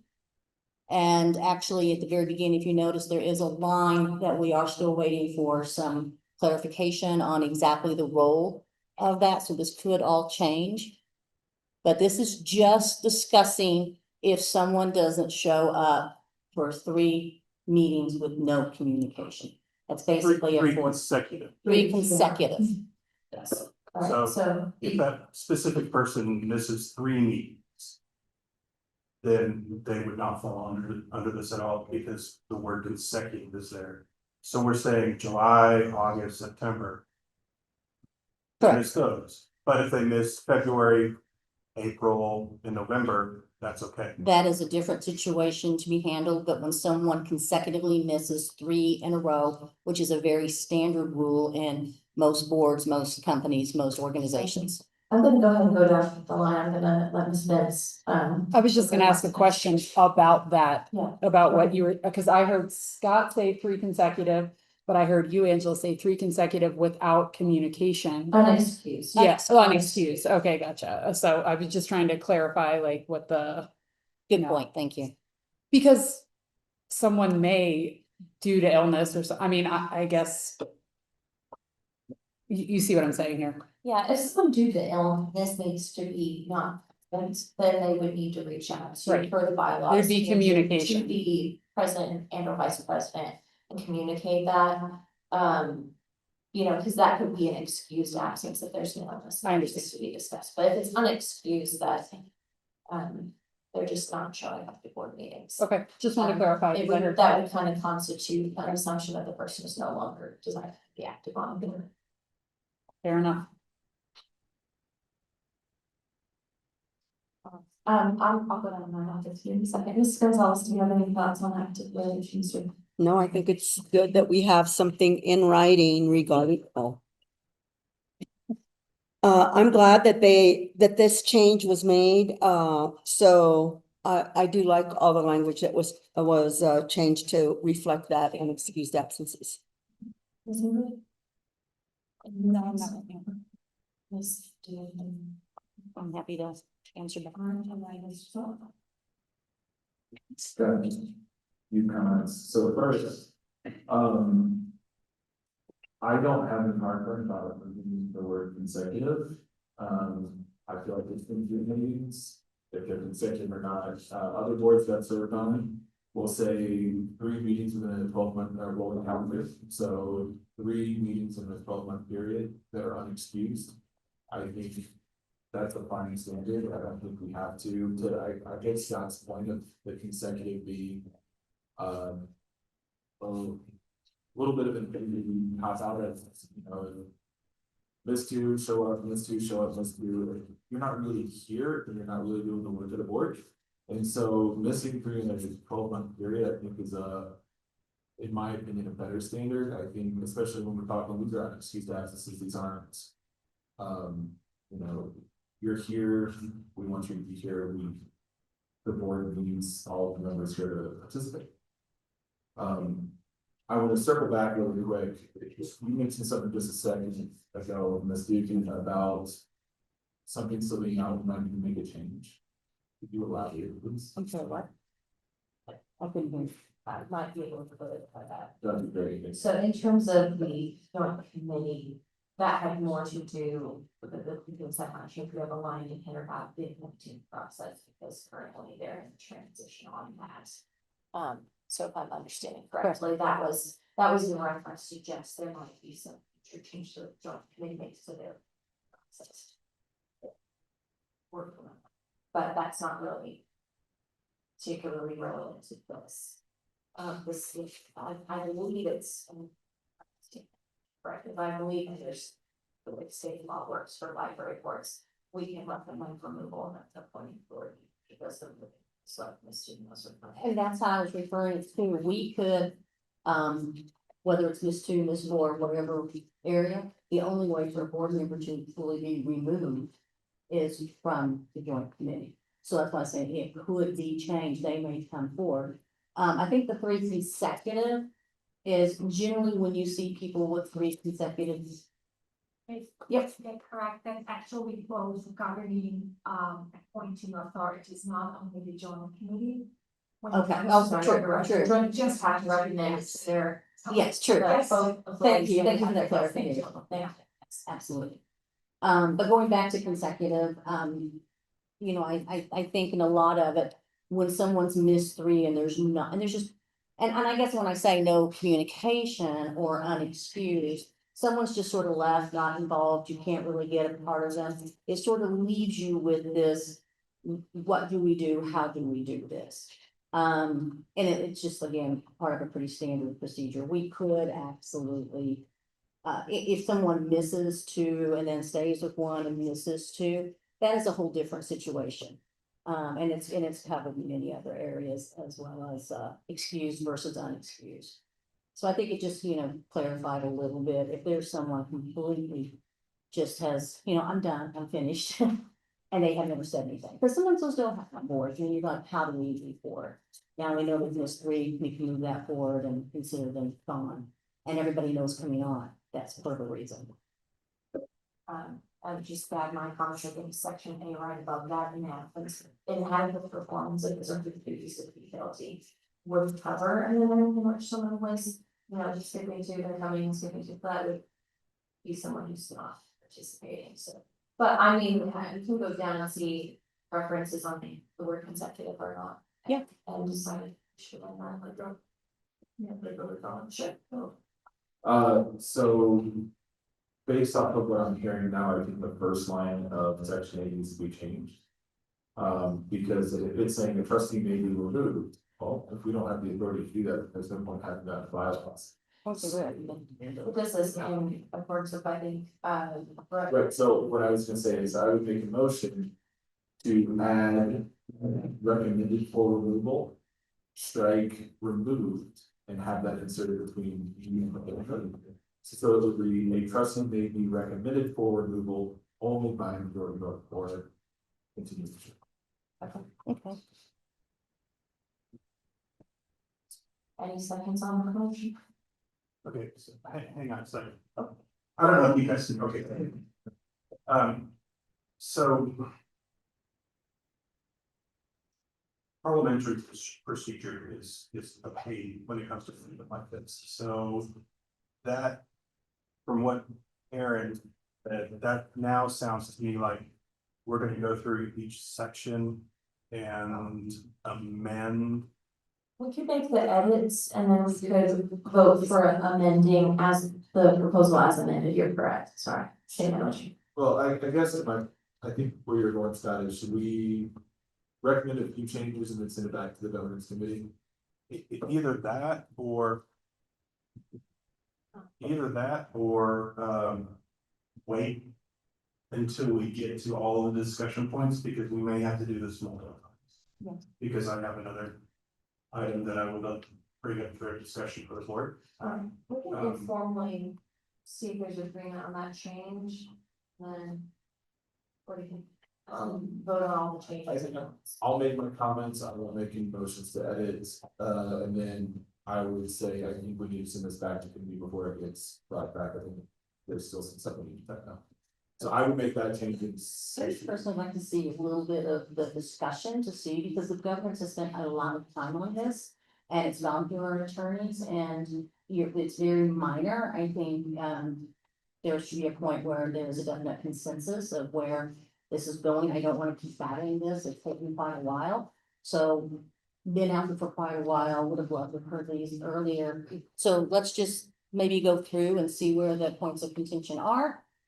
See if we can make a decision and move forward, or send it back to governance and see when it comes back. Let's complete discussion of the bylaws and make a decision at the end, whether it needs to go back to committee, or whether it's voted on tonight. Yeah. As amended.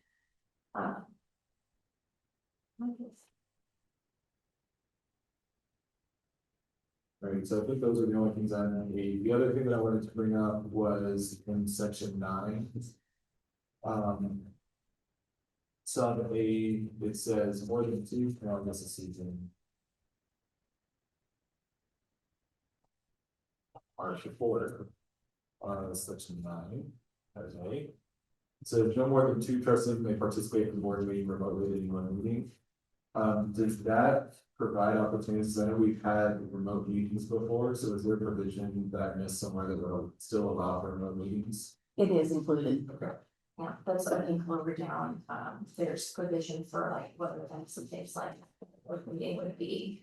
I thought that was the case at some Yes, and then that does not apply to committee meetings or special. I just wanted to make sure that whatever, we can still do that. Thank you. And I just want to know that the governance committee has really gone out and done a lot of look at other bylaws. And this is in the area of attendance, one of the most restrictive. It was the most restrictive, wasn't it? I would say I didn't see any other libraries in the state that actually of attendance policy at all. So they didn't necessarily have limitations on it.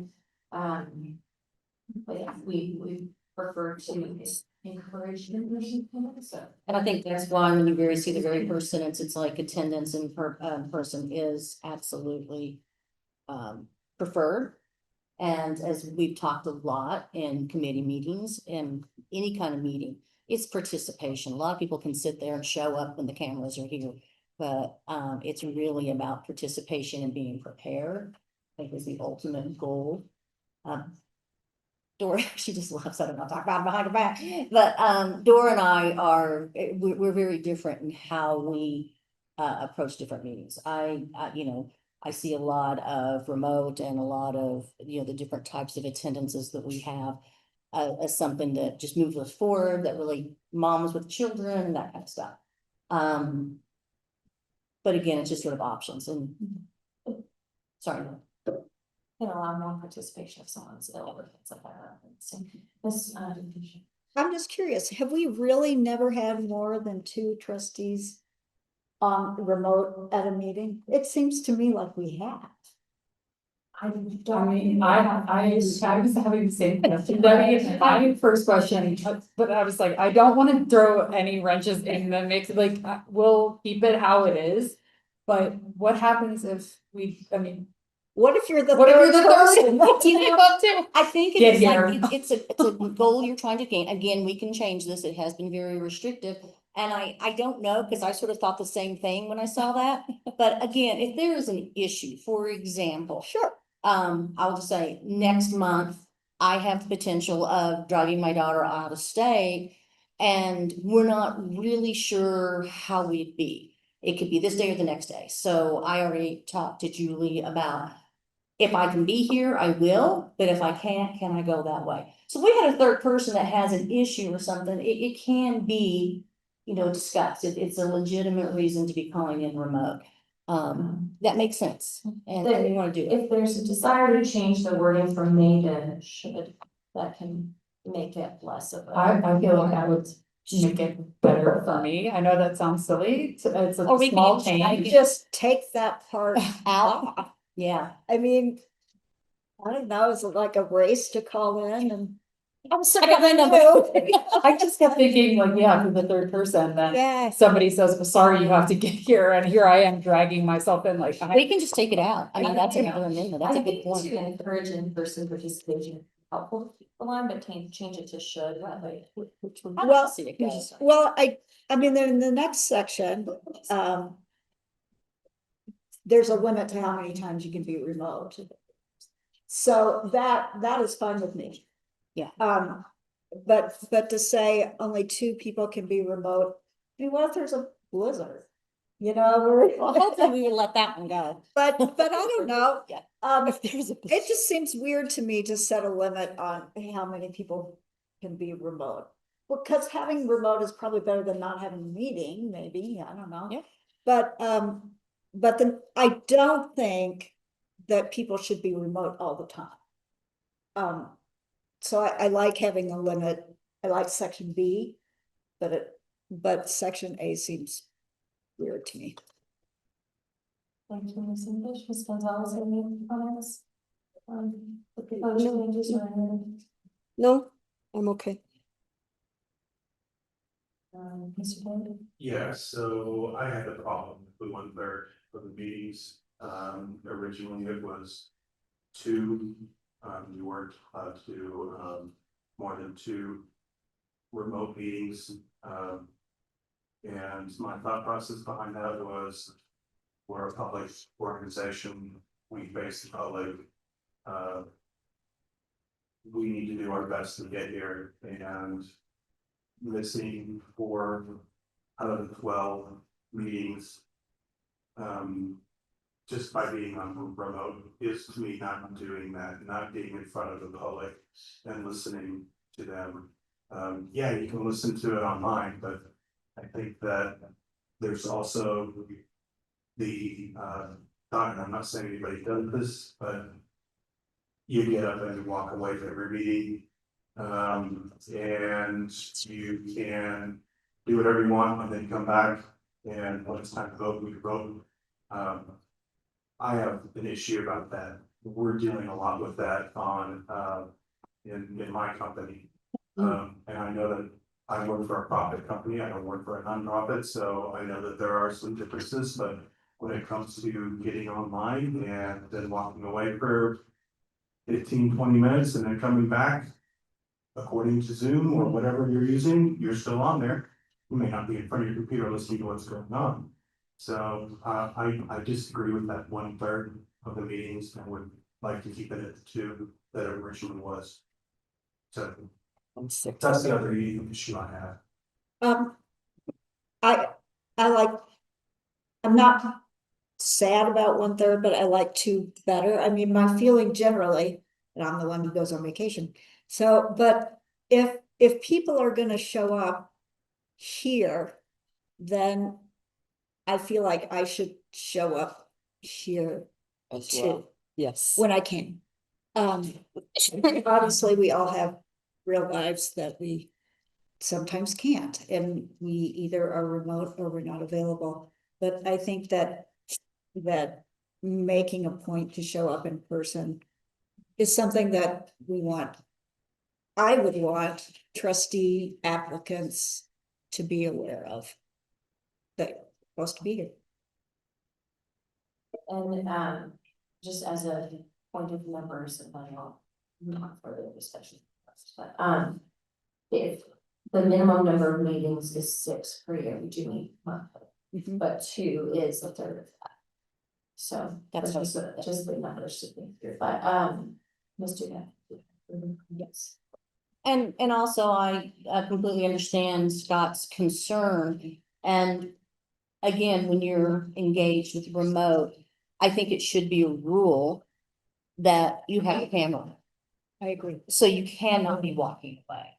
And again, like I said, when you do the numbers, the old bylaws said, you know, we're sort of going down 2, and we only had 6 meetings, now we have 12. So we just sort of went with the same timeline of unexcused, and that kind of varies. That's how we sort of came up, sort of really a compromise. I always sort of feel this is really hard because I'm on another board who wants to fully be online because they have younger people, they have children at home, they do not have this ability, they travel a lot.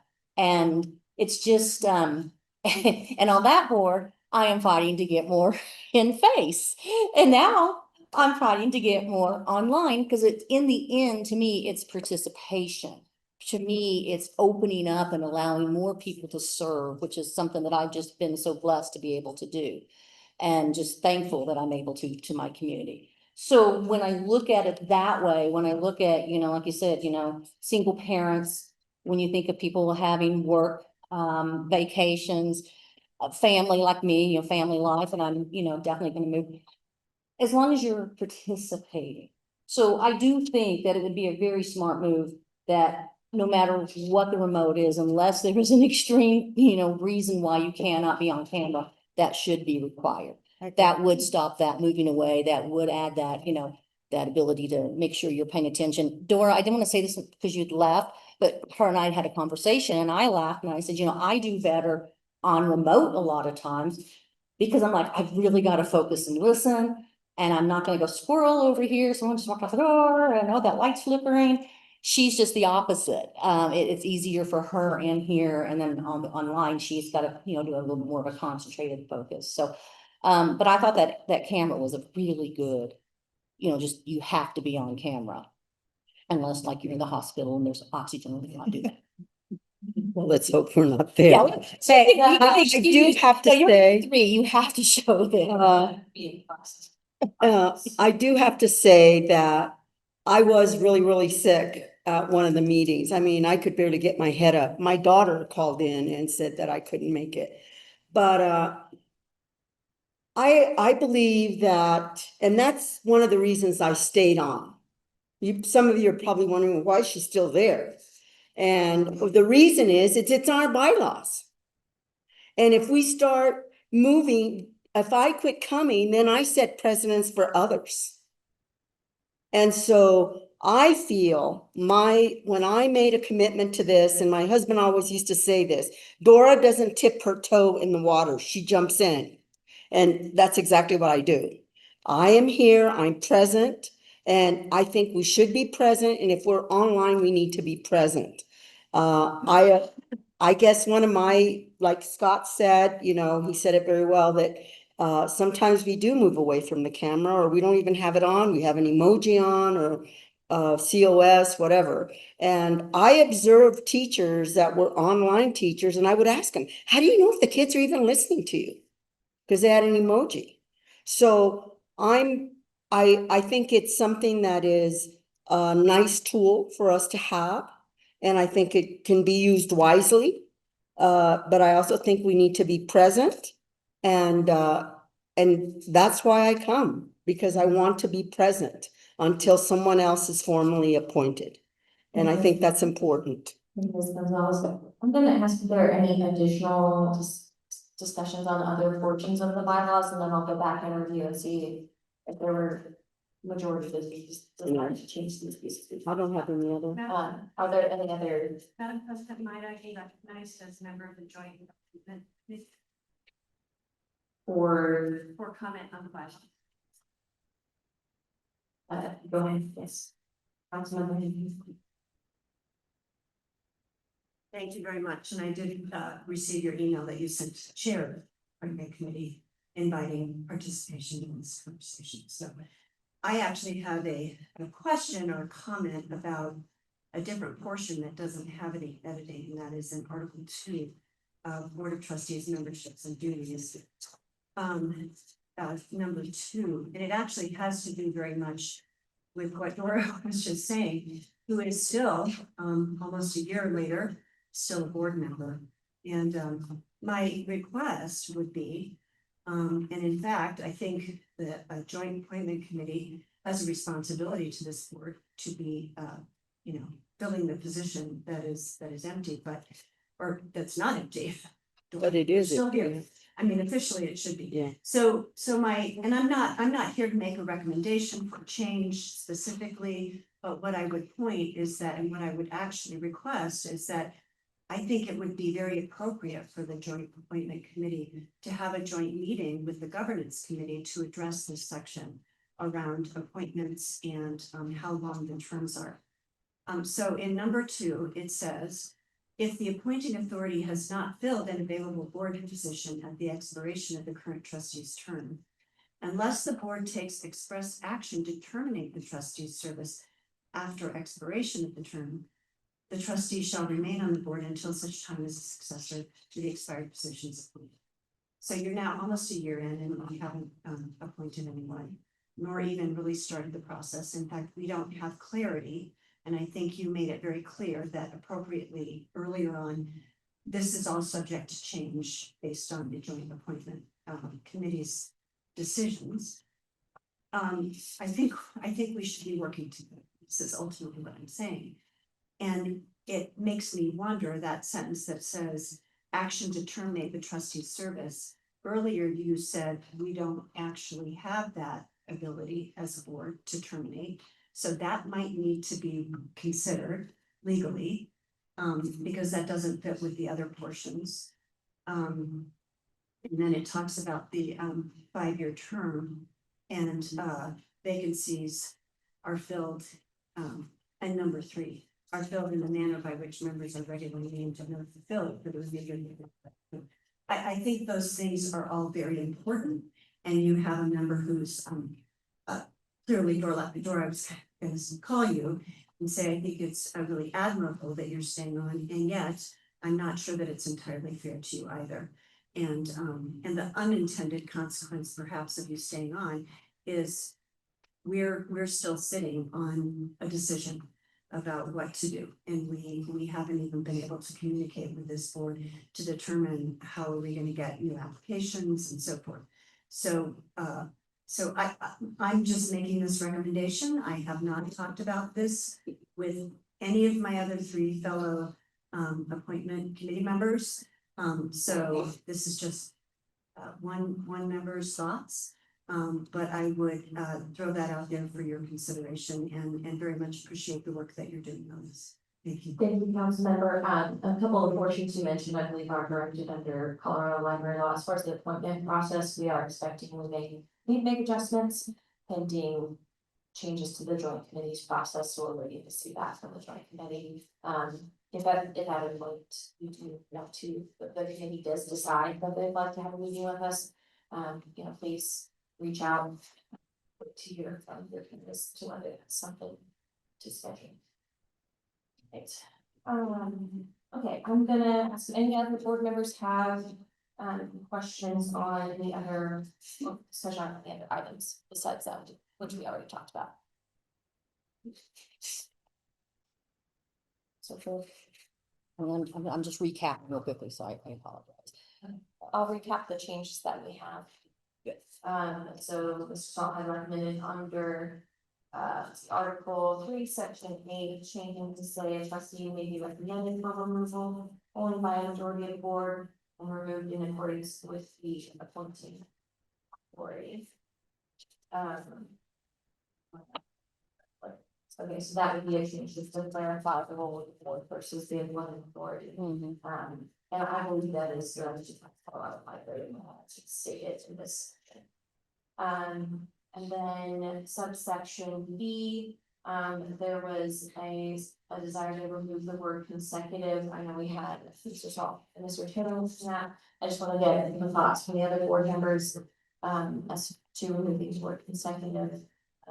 Ms. Benz, do you prefer to keep it as is, or do you think that's a good change? Oh, okay, I'll make sure it comes on.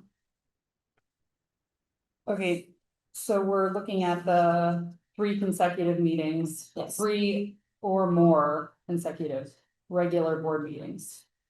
And the decision to keep or remove the word consecutive. Yes.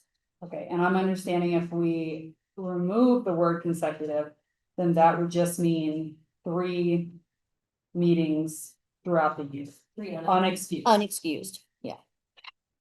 Versus 3 in a row. Unexcused. Yep. I mean, a little bit of the same thing to me. I mean, I think an unexcused absence is an unexcused absence. I don't know that we need to have consecutive. I would say if we're having someone, even with 1 unexcused absence, that would mean that somebody on this board isn't communicating at all to let people know they won't be there. I would find that already kind of an issue and a red flag. So I would say I'm good with just 3. Just 3. Yeah. Ms. Gonzalez, any comments on that one? Well, as I'm thinking about the discussion I'm hearing, I'm beginning to think just like Emily. That missing a meeting is missing a meeting. And if you're not engaged enough to call someone to let them know that something is going on, then you're already unengaged. Okay? So I just want to clarify, so but you're not just saying 1 meeting, you're saying 3 in It- 12 months? Yeah, Okay. correct. Want to make sure. Thanks. Correct. I was just meaning that to me, It's, it doesn't matter how closely they are how closely they are together. but I want to make sure it's 3 in a 12. Yeah, so Okay. yes, keep 3 for sure. No. Yeah, I would take out the consecutive. I mean, to me, if someone misses a board meeting and didn't call in, I mean, surely somebody would be calling them and saying, where the heck are you? Right. Or at least the next day, and if nobody communicates, I mean, after that happens once, you would think that wouldn't happen again. And yeah, if it happens 3 times, no matter what, I would say, yeah, you're done. Mr. Wood? If I can just, but we had this recently, I would say, with the late Dr. Stoll, and I mean, we couldn't get a hold of him, and I mean, it was for unfortunate reasons, but he physically was not able to actually do his duty here, so we had to kind of utilize this type of policy to do that. So I know this sounds more theoretical, but we've had this for the last couple of years, under really important circumstances. Yes. So you agree with the 3 in a year? I do. Okay. Right. So we have this change to on the recommendation for removal, we are removing the word consecutive from section B. And then looking at section 9, subsections A and B, there was discussion on either removing section A or changing it to should. And then possible adjustments to the 1/3 versus. I know some folks were okay removing A. Initially, I was not, but I've been somewhat persuaded, especially if you look at the context of B, that they kind of keep each other in check, and if there's enough others in there to keep the importance of showing up in person. If we have 2 or 3 online, I don't think that makes it as big of a difference as the number of meetings in totality that people are online, and so I think I'm fine getting rid of A, understanding that we have the other push and restrictions to make sure people are in person as much as possible. Okay, and then any thoughts on the frequency under section? I'm fine with the 3rd, I don't have heartburn about that. I mean, I was just in a position back in June where I was supposed to be here in person, and then my wife had the last minute work trip, and so I had all the kids and show up here, so I called it online. And I can't always predict how that's going to go because my wife has left. So I prefer having a little bit of extra flexibility in there. I like being close to white as long as we get, cameras on or something to help push to make sure people are actually engaged in those meetings and not just throwing it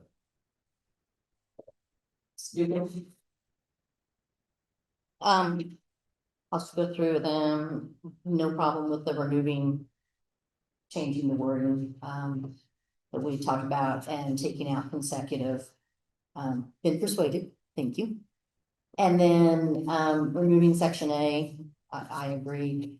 1/3 to 2/3 is where I'm coming up, but I also have just a thought. If you only have. Let me turn to a 2 versus 4. And like, for example, I literally just said to Julie, if I can be there, if we actually leave from Colorado Springs and I can be there and we're not loading a truck, I would love to be there. Versus, or I might try to get on. So we have this strong remote number that is the most restrictive in the state of Colorado. then do I decide to call and say, and excuse me, where I have no participation? Or have the remote? And again, we're going back to unexcused. So that's where I always have my issue. And again, I have argued the exact opposite side to another board who only wants to do online. Again, I think participation, the camera, the board member, and I think we're, I don't want to say lucky, blessed, whichever you want to put it. We have very involved people on this board.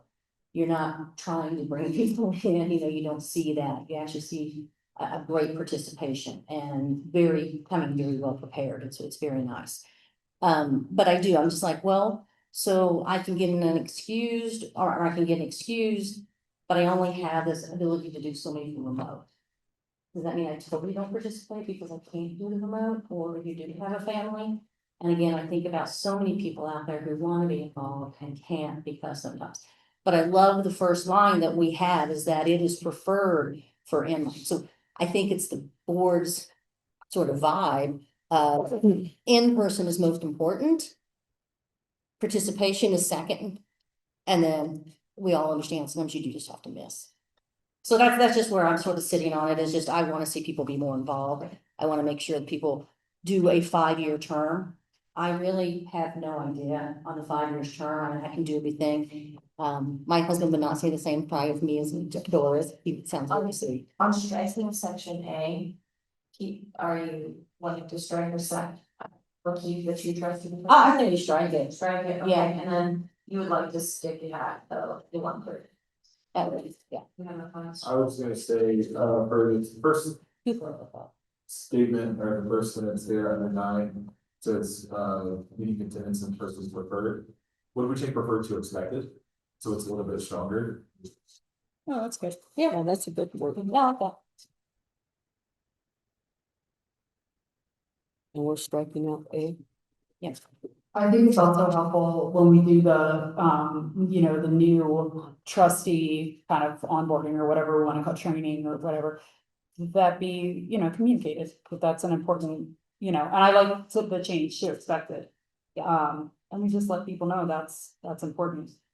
I And agree. cameras on. Yeah, well, I happen to disagree with you on that one. Okay. I don't care about the camera. I think, most people on this board, everyone on this board has great integrity, and I think if your camera's off for whatever reason, it might be, I know in my house, half the time there's a dog running in, or there's, I've been in the, situation like Dora where I looked like I was knocking at death's door. So I have no problem with the camera being off. I will not fight it if you all want to put that in there, but I do think that there's enough integrity and that people work hard to get on this board and then work hard when they're on this board, that I don't care about the camera. Okay, so support then for expected instead of preferred, would you, Ms. Spence, want to see section A struck as well? Yeah, I do agree with that. As well. All right, and then, on the 1/3 versus 2 times. Yeah, I say, I'm good with staying with the 1/3. Okay. Right, it's English? I'm good with all of the recommended changes that I've heard so far, but I would like some clarification. On what Councilwoman Hingham brought up. So the fact that we cannot remove a trustee for non-performance, that's in the statute, that we cannot do that. I believe, to my understanding of Colorado library law, Okay. it's only the appointing authority who voted to appoint the trustee, which is in this district is the Colorado Springs City Council. And El Paso County Board of Commissioners.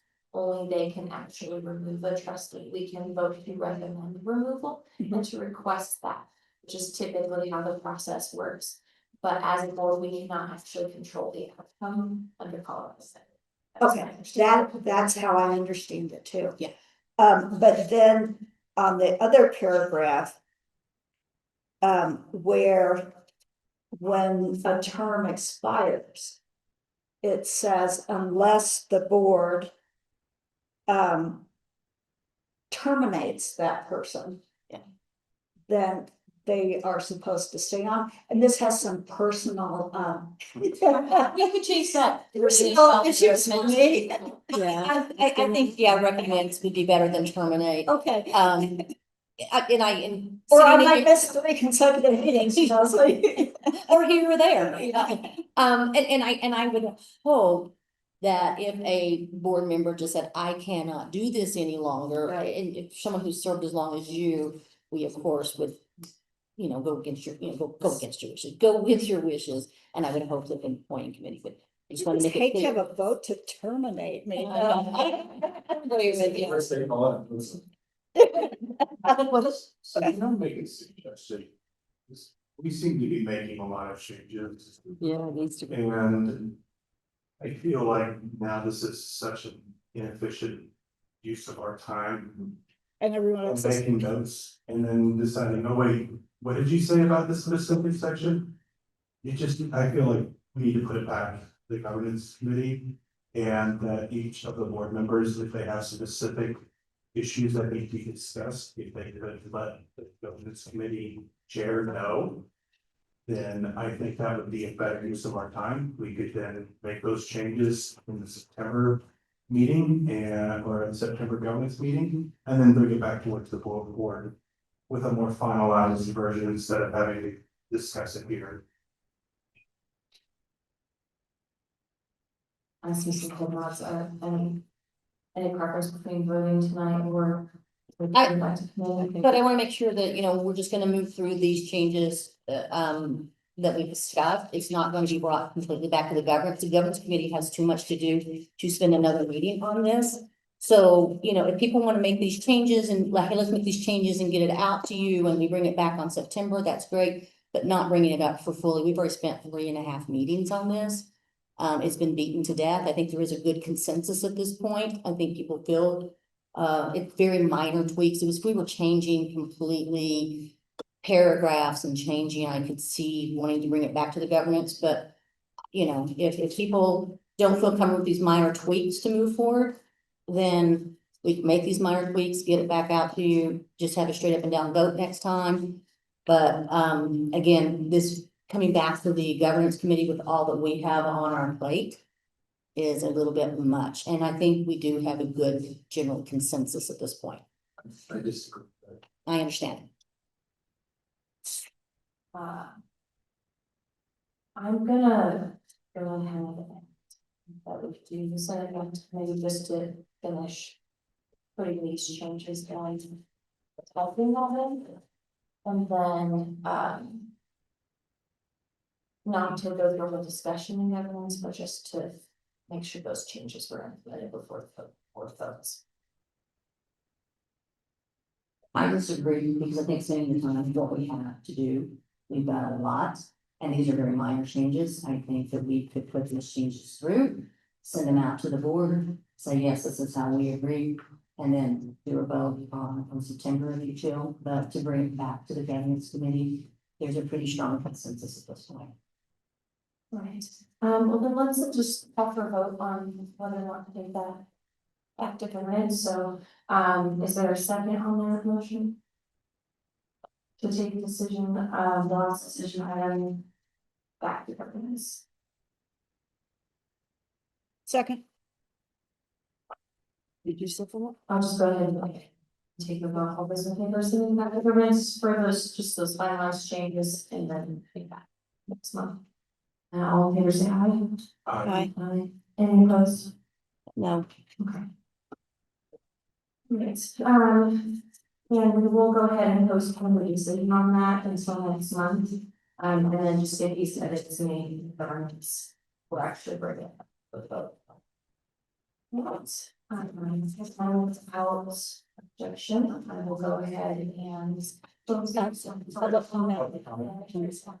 Oh, public comments, I apologize, we did have one public, so. And then it's Carla Powers. You guys, you wanna get up and stretch? It's been so long. Oh, this is painful. Okay. Okay. Thank you. I know you're all exhausted. I hope this is working. You can hear me? Okay.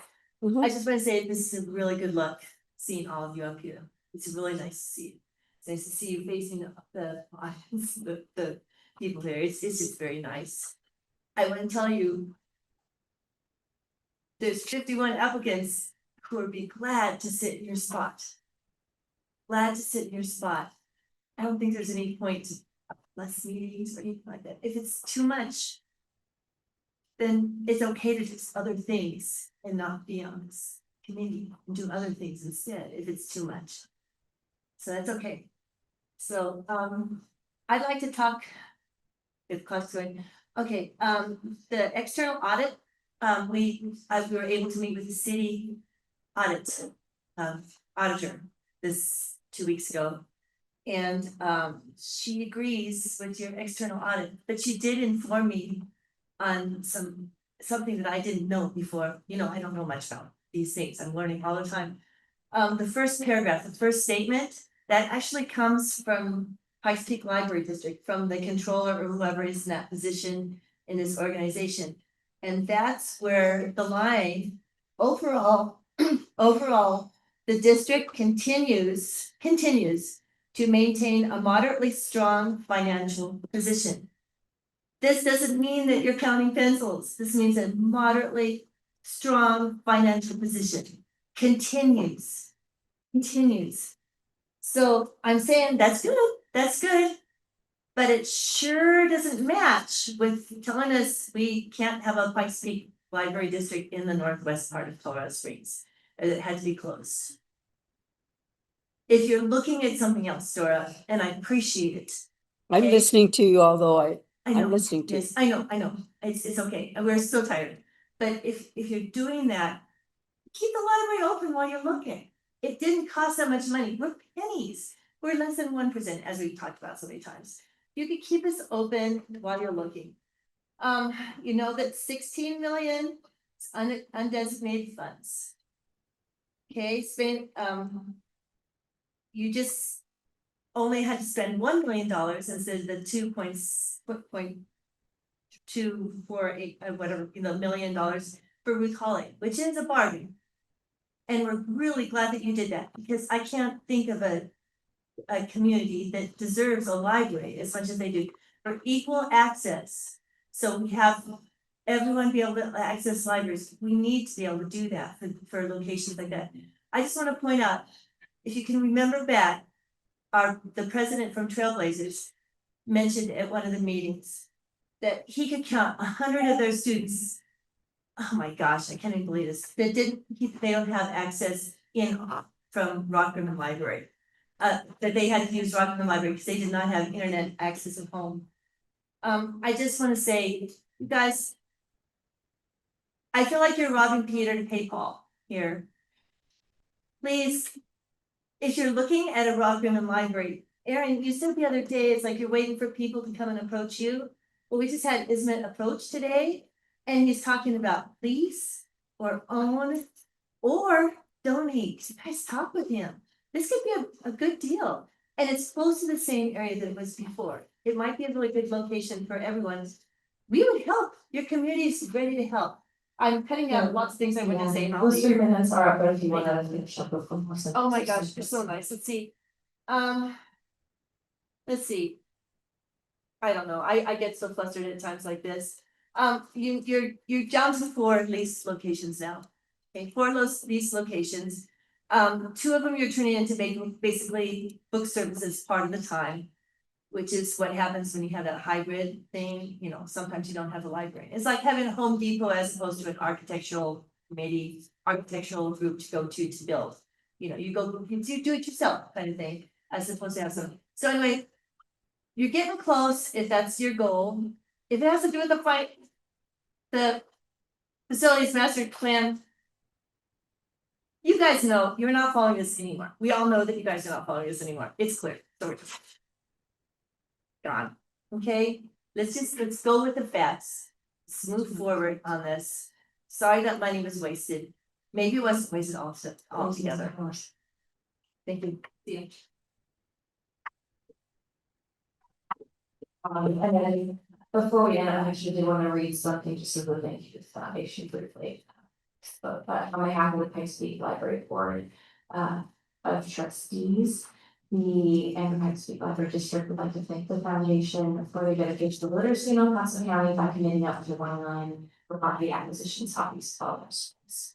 We commend the foundation board for being a champion of the district and ensuring a quality level of services to citizens of this county, not only for now, but for generations to come. So thank you again. And then I will adjourn our meeting without objection at 7:07.